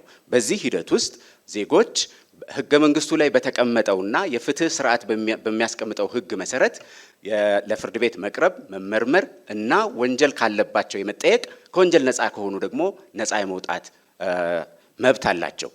እዚህ ውስጥ አንዳንድ ቦታ የሚያጋጥሙ ችግሮች ካለ ማየት ተገቢ ነው። እኛ እንደ ፓርቲ በህገ መንግስቱ ላይ በተቀመጠው መንገድ መሰረት ሰዎች ፍትህ ማግኘት አለባቸው። የህግ የበላይነት መስፈን አለበት። ዜጎች ማንም ሰው ቢሆን በወንጀል ሰርቶ ከተገኘ በወንጀሉ የሚጠየቅበት፣ ከወንጀል ነፃ ከሆነ ደግሞ በፍትህ ስርዓቱ መሰረት ነፃ መሆኑ የሚረጋገጥበት ስርዓት ነው የምንከተለው። የብልጽግና ፓርቲም አቋም ነው። ይህ እንዲሳካ ባለፉት 8 ዓመታት በጣም በርካታ ስራዎችን ስንሰራ ቆይተናል። የተቋም ሪፎርም ስራ፣ የፍትህና የዳኝነት አካላት ሪፎርም ስራ ስንሰራ ቆይተናል። በዚህም አሁን ያነሱት ነገሮች እየተቀረፉ ያሉና ብልጽግና ፓርቲ አጥብቆ የሚታገልለት ጉዳይ የህግ የበላይነት እንዲሰፍን፣ በህገ መንግስቱ ላይ የተቀመጡ የዜጎች መብቶች በሚገባ እንዲከበሩ እና ዜጎች የህግ የበላይነትን ማስከበር ላይ የራሳቸውን ሚና እንዲጫወቱና መብታቸውም እንዲከበር የማድረግ ስራ እንሰራለን። ስለዚህ እናንተ አካባቢ እንደዚህ አይነት ነገር ካለ በግል የማየት የማስተካከል ደግሞ ኃላፊነት አለ ማለት ነው። በዛ መንገድ እናያለን። ሁለተኛ የብልጽግናን ርዕዮተ ዓለም አልገባንም፣ የብልጽግና ጉዞ የተባለው አልገባንም፣ ለመረዳትም በተለያየ ጊዜ ሞክረን አልተሳካልንም የተባለው ብልጽግና ፓርቲ ለእርሶ ተጨማሪ ማብራሪያ ለመስጠት የብልጽግና ማለት ምን ማለት እንደሆነ፣ ርዕዮተ ዓለማችን ምን ማለት እንደሆነ ለማሰልጠን የእናንተንም አባላት ጨምሮ አስፈላጊ ከሆነ ሀሳቡን ለማስረዳት በጣም ዝግጁ ነው። ባለፉት ዓመታት በዚህ ጉዳይ ላይ 4 ትላልቅ መጽሐፎች ተጽፈዋል። አባሎቻችን ስልጠና ወስደውበታል። ለህዝቡ ጉዳዩ እንዲገባ አድርገናል። ስለዚህ የኢትዮጵያ መንገድ የብልጽግና መንገድ የመደመር መንገድ ነው። መዳረሻችን ብልጽግና ነው። የአፍሪካ የብልጽግና ተምሳሌት መሆን ነው። የዓለም የብልጽግና አርአያ መሆን ነው። ይህንን እናሳካለን። ባለፉት 8 ዓመታት ያደረግናቸው ስራዎች ይህ እንደሚሳካ የሚያረጋግጡ ናቸው። የኢትዮጵያን አንገት ቀና የሚያደርጉ ፖለቲካዊ፣ ኢኮኖሚያዊ፣ ማህበራዊና ዲፕሎማሲያዊ ስኬቶች እየተመዘገቡ ይገኛሉ። ስለዚህ ርዕዮተ ዓለም ሳይሆን ኢትዮጵያን ወደ ብልጽግና ማሻገር ነው ዓላማችን። ርዕዮተ ዓለማችን የግራም የቀኝም ዋልታ ረገጥነት ሳይገድበን ከሁሉም ለኢትዮጵያውያን የሚበጅ ኢትዮጵያውያን የሚሳተፉበት እውነተኛ ብልጽግና የሚረጋገጥበትና የኢትዮጵያ ስብራቶች በሙሉ ሁኔታ ተፈተው ሁለንተናዊ ብልጽግና እውን የሚሆንበትን ስራ ነው የምንሰራው። ይህንን ለማስረዳት አሁንም በጣም ዝግጁ ነን። ስለዚህ ይሄን የተረዳ ሰው ከብልጽግና ጋር ይሰለፋል። እናንተም ከብልጽግና ጋር ለመስራት ፍላጎት ካላችሁ የመሃሉን መንገድ ለመከተል ከቆረጣችሁና የኢትዮጵያን ህብረ ብሔራዊ አንድነትና ሁለንተናዊ ብልጽግና በጋራ ለማረጋገጥ አብራችሁ ለመስራት የምትፈልጉ ከሆነ ጉዳዩን በስልጠናም በማብራሪያም ለማስረዳትና የተሟላ ብቃትና አቅም እንዲሁም ግንዛቤ እንዲኖራችሁ ለመስራት ዝግጁ መሆናችንን ብልጽግና ያረጋግጣል ማለት ነው። እሺ፣ እናመሰግናለን። 4 ዙሮችን ወይም 4 ምዕራፎችን አጠናቅናል። አሁን ወደ መጨረሻው ምዕራፍ ነው የምናልፈው። በዚህኛው ምዕራፍ ተፎካካሪ ፓርቲዎች በዚህ ክርክር እየተሳተፋቸው የምትገኙ ፓርቲዎች የማጠቃለያ ንግግራቸውን ለማድረግ በቅድሚያም የመላው ሲዳማ ህዝብ ዲሞክራሲያዊ አንድነት ፓርቲ። የተከበራችሁ የሀገራችን ህዝቦች፣ የተከበርክ የሲዳማ ህዝብ፣ ክቡራንና ክቡራት፣ የክርክሩ ሂደት አመቻቾችና ታዳሚያን፣ መላው የሲዳማ ህዝብ ዲሞክራሲያዊ አንድነት ፓርቲ በህግ የበላይነት የሚያምን ዜጎች ሁሉ ለህግ መገዛት እንዳለባቸው፣ ባለስልጣናትም ሆኑ ተራ ዜጎች ሁሉ በህግ ፊት እኩል መታየትና መዳኘት እንዳለባቸው ብሎ ያምናል። ይህንን የዜጎች ህገ መንግስታዊ መብትን ለማስከበር ዓላማውንና ራዕዩን በፖለቲካ ፕሮግራሙ ውስጥ አስቀምጦ እየታገለ ያለ ዲሞክራሲያዊ ፓርቲ ነው። ፓርቲያችን የህግ የበላይነትን ለማስከበር በዜጎች ላይ የሚደርሱ የመብት ረገጣዎች ለማስቀረት በፕሮግራሙ ላይ በግልጽ ባስቀመጠው መሰረት አማራጭ ሀሳቦችን እና ፖሊሲዎችን ይዞ ቀርቧል። መልካም አስተዳደር እንዲሰፍን ከመሰረታዊ የቀበሌ መዋቅር አንስቶ ያሉ የፍትህ አካላት አወቃቀር ተሻሽሎ በአዲስ መልክ እንዲዋቀሩ እናደርጋለን። ለህዝቡን እያማረረ ያለው የአስፈጻሚው አካልና የህግ ተርጓሚው አለመለያየት እንዲቀርና የዳኝነት አካሉ ከፖለቲካ ካድሬ ጣልቃ ገብነት ወጣ ባለ መልኩ በህግ ራሱን ችሎ የሚደራጅበትና ከህግ ውጪ የሚደረጉ ጣልቃ ገብነት በህግ ተጠያቂነትን በሚያስከትል ሁኔታ እናደራጃለን። አምረሃ ህዝብን ከህጋዊ አሰራር ውጪ የበደሉ ፍትህ የነፈጉና የሚነፍጉ አካላት በህዝብ ግምገማ ተለይቶ ወጥቶ ተጠያቂ የሚሆኑበትን የግምገማ ስርዓት እንዘረጋለን። በሴቶች፣ በህፃናት፣ በአረጋውያንና በአካል ጉዳተኞች ላይ የሚፈጸሙ የመብት ጥሰቶች የሚመረምርና የሚቆጣጠር ለህዝቡ ቢያንስ በአመት 2 ጊዜ ሪፖርት የሚያወጣ አካል በአዋጅ እንዲቋቋሙ እናደርጋለን። የተከበርከው የሲዳማ ህዝብ ግንቦት 24 ቀን በሚደረገው ጠቅላላ ምርጫ ሞላ ሲዳማ ህዝብ ዲሞክራሲያዊ አንድነትን በመምረጥ እውነተኛና ዲሞክራሲያዊ አስተዳደር መሰረት እንድትጥል ጥሪያችንን እናስተላልፋለን። ምልክታችን በህብረት የተያዙ እጆች ምልክት ነው። በህብረት የተያዙ እጆች ተአምር ይሰራሉ። አመሰግናለሁ። የወላይታ ህዝብ ዲሞክራሲያዊ ግንባር። እሺ፣ አመሰግናለሁ። ወህደግን ምረጡ። ምልክታችን አንበሳ ነው። ስለዚህ ወህደግን ደግሞ ስትመርጡ የህግ የበላይነት የማስከበር የመንግስት ተቀዳሚ ተግባር መሆኑን እናረጋግጣለን። ለሰብአዊ መብት ጥሰቶች ኃላፊነት የሚወስድ ገለልተኛ አጣሪ ኮሚሽን በተግባር በማጠናከር ተጠያቂነትን እናሰፍናለን። ህጎች በሁሉም ክልሎች ተመሳሳይ ትርጉም እንዲኖራቸውና ዜጎች በቀላሉ የህግ ድጋፍ እንዲያገኙ የህግ ተደራሽነትና ወጥነትን እናረጋግጣለን። ለዜጎች በተለይ በምርጫ በፖለቲካ ፓርቲ ምዝገባና በሙስና ጉዳዮች ላይ የፖለቲካ ጣልቃ ገብነት የሚከለክሉ ጠንካራ ተቋማዊ አሰራሮችን እንዘረጋለን። ለዜጎች የሲቪክ ትምህርትና የህግ እርዳታ አገልግሎቶችን በማስፋፋት ዜጎች መብታቸውን እንዲያውቁና እንዲያከብሩ በማድረግ የህዝብን የህግ ግንዛቤ ለማሳደግ በጥናት የተደገፉ መፍትሄዎችን እናበጃለን። ከዲሞክራሲያዊ ጋር ወይም ከዲሞክራሲ ግንባታ ጋር በተያያዘ ሁሉም የፖለቲካ ኃይሎች፣ ታጣቂዎች፣ ቡድኖች፣ ሲቪል ማህበረሰብ ተወካዮች ያካተተ ፍጹም እውነተኛ፣ ግልጽ ብሔራዊ ምክክር፣ አገራዊ ምክክር እንዲደረግ እንሰራለን። ሌላው ብቁና ገለልተኛ ተቋማትን በመገንባት ፍርድ ቤቶችን፣ ምርጫ ቦርድን፣ የሰብአዊ መብትና መሰል ተቋማት የዲሞክራሲያዊ ስርዓት ግንባታን እንዲያረጋግጡ አበክረን እንሰራለን። ስርዓቱ ከተወሰኑ ቡድኖች ባሻገር ሁሉንም ዜጎች እኩል ተጠቃሚ እንዲያደርግ እናደርጋለን። የምርጫ ማሻሻያ፣ ግልጽ የመራጭ ምዝገባ፣ ገለልተኛ የክርክር አፈታት፣ ለሁሉም የፖለቲካ ፓርቲዎች ፍትሐዊ የሚዲያ ተደራሽነት፣ ያልተገደበ የታዛቢ ክትትል በመፍቀድ ነፃ ፍትሐዊና ሰላማዊ ምርጫ ስርዓትን በመፍጠር የዲሞክራሲያዊ ስርዓትን ግንባታ እናረጋግጣለን። ወህደግን ስትመርጡ ህጎችን፣ ተግባራትን በጸጥታ ወቅትም እንኳን የመናገር የመሰብሰብና የመደራጀት ነጻነት ለማስከበር ያለ ፍርድ እስራት፣ ሳንሱር፣ የዲጂታል ጭቆናን በማስወገድ የዜጎችን የሀሳብ ነጻነትን እናሰፍናለን። የጸጥታ አካላትን ከፖለቲካ ገለልተኝነት ገለልተኛ ወደሆነ ሁሉንም ዜጎች እኩል ወደሚያገለግል ሙያዊ ተቋም ከማድረግ ባሻገር የሰብአዊ መብት ተላላፊዎችን በማጣራት መደበኛ በሆነ መልኩ እንጠይቃለን። ወህደግን ምረጡ። የምርጫ ምልክታችን አንበሳ ነው። እናመሰግናለን። ብልጽግና ፓርቲ። እናመሰግናለን። ውድ ኢትዮጵያውያን እንኳን ለ7ኛው ጠቅላላ ምርጫ በሰላም አደረሳችሁ። እንዳያችሁት እንግዲህ ተፎካካሪ ፓርቲዎች ለኢትዮጵያ የህግ የበላይነትም ሆነ የዴሞክራታይዜሽን ስርዓት የሚረዳ ምንም የረባ ሀሳብም አላቀረቡም። የተነሳላቸውንም ጥያቄ በአግባቡ መመለስ አልቻሉም። እኛ ብልጽግናዎች በቀጣዩ 5 ዓመት የህዝባችንን ፈቃድና ይሁንታ አግኝተን መንግስት ስንመሰርት የመንግስት ስልጣን ከህዝብና ከህግ ውጪ የሚያዝበትን መንገድ ሙሉ በሙሉ በመዝጋት ስልጣን በህዝብ ፈቃድ፣ በህዝብ ይሁንታ እና ከህግ ብቻ እንዲመነጭ ጠንክረን እንሰራለን። ጠንካራ የተጠያቂነት ስርዓት በመዘርጋት ማንኛውም ሰው በህግ ፊት እኩል እንዲሆን በመስራት የህግ የበላይነትን በተሟላ መልኩ ለማረጋገጥ እንሰራለን። የህግ የበላይነትን በተሟላ መልኩ ለማረጋገጥ በተቋም ግንባታ ላይ ልዩ ትኩረት ሰጥተን እንሰራለን። በዚህም ነፃ ገለልተኛና ብቃት ያላቸው የጸጥታና ደህንነት ተቋማት ለመገንባት እንሰራለን። የብሔራዊ የሰብአዊ መብት እና የህዝብ እንባ ጠባቂ ተቋማት አቅማቸው ተጠናክሮ ነፃና ገለልተኛ ሆነው ኃላፊነታቸውን እንዲወጡ እንሰራለን። የስነ ምግባርና ጸረ ሙስና ኮሚሽን ተቋማት በየደረጃው እንዲጠናከሩ ኃላፊነታቸውን እንዲወጡ ጠንክረን እንሰራለን።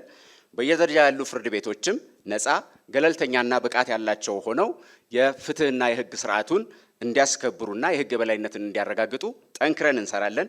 ሚዲያዎች ለህግ የበላይነት ያላቸው ሚና ትልቅ በመሆኑ ሚናቸውን እንዲወጡ ጠንክረን እንሰራለን። አቅማቸውም እንዲገነባ እናደርጋለን። መላው ህዝባችን ለህግ የበላይነት መከበር ያለው ሚና ትልቅ ስለሆነ የህግ ግንዛቤን በማሻሻል እንዲሁም በህግ የበላይነት ውስጥ ተሳትፎ ከፍ እንዲል በማድረግ የህግ የበላይነትና ዴሞክራታይዜሽንን ከፍ ወዳለ ደረጃ እናሳድጋለን። የዴሞክራሲ ስርዓት መገንባት ኢትዮጵያን መገንባት ነው ብለን እናስባለን። ባለፉት 8 ዓመታት የተሰሩ የዴሞክራታይዜሽን ስራዎች ተጠናክረው እንዲቀጥሉ በርትተን እንሰራለን። የዴሞክራሲ ተቋማት ነፃ ገለልተኛና አቅም ያላቸው እንዲሆኑ በማድረግ ለዴሞክራሲ ስርዓት ግንባታው ሚናቸውን እንዲወጡ እናደርጋለን።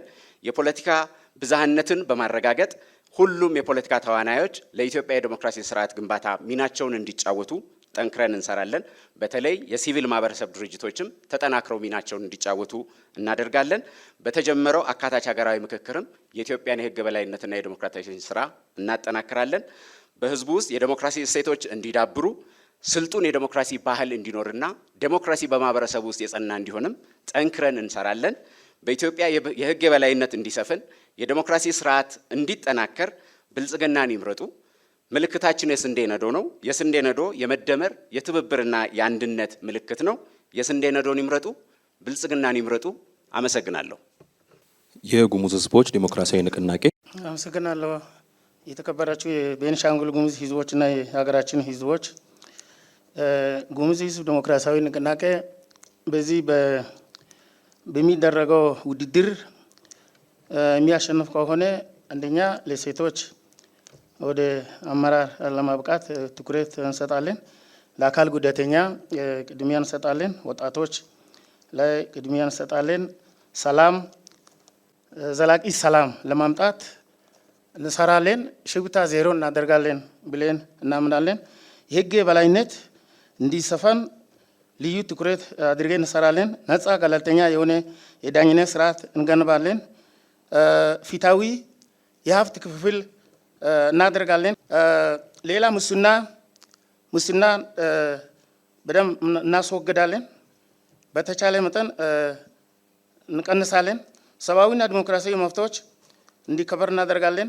ፓርቲና መንግስት እንዲለይ እናደርጋለን።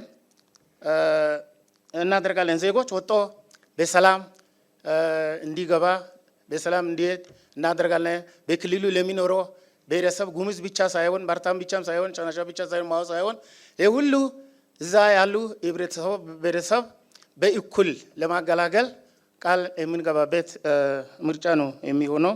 ከአሁን ቀደምም ስናደርግ እንደነበረ እንሰራለን።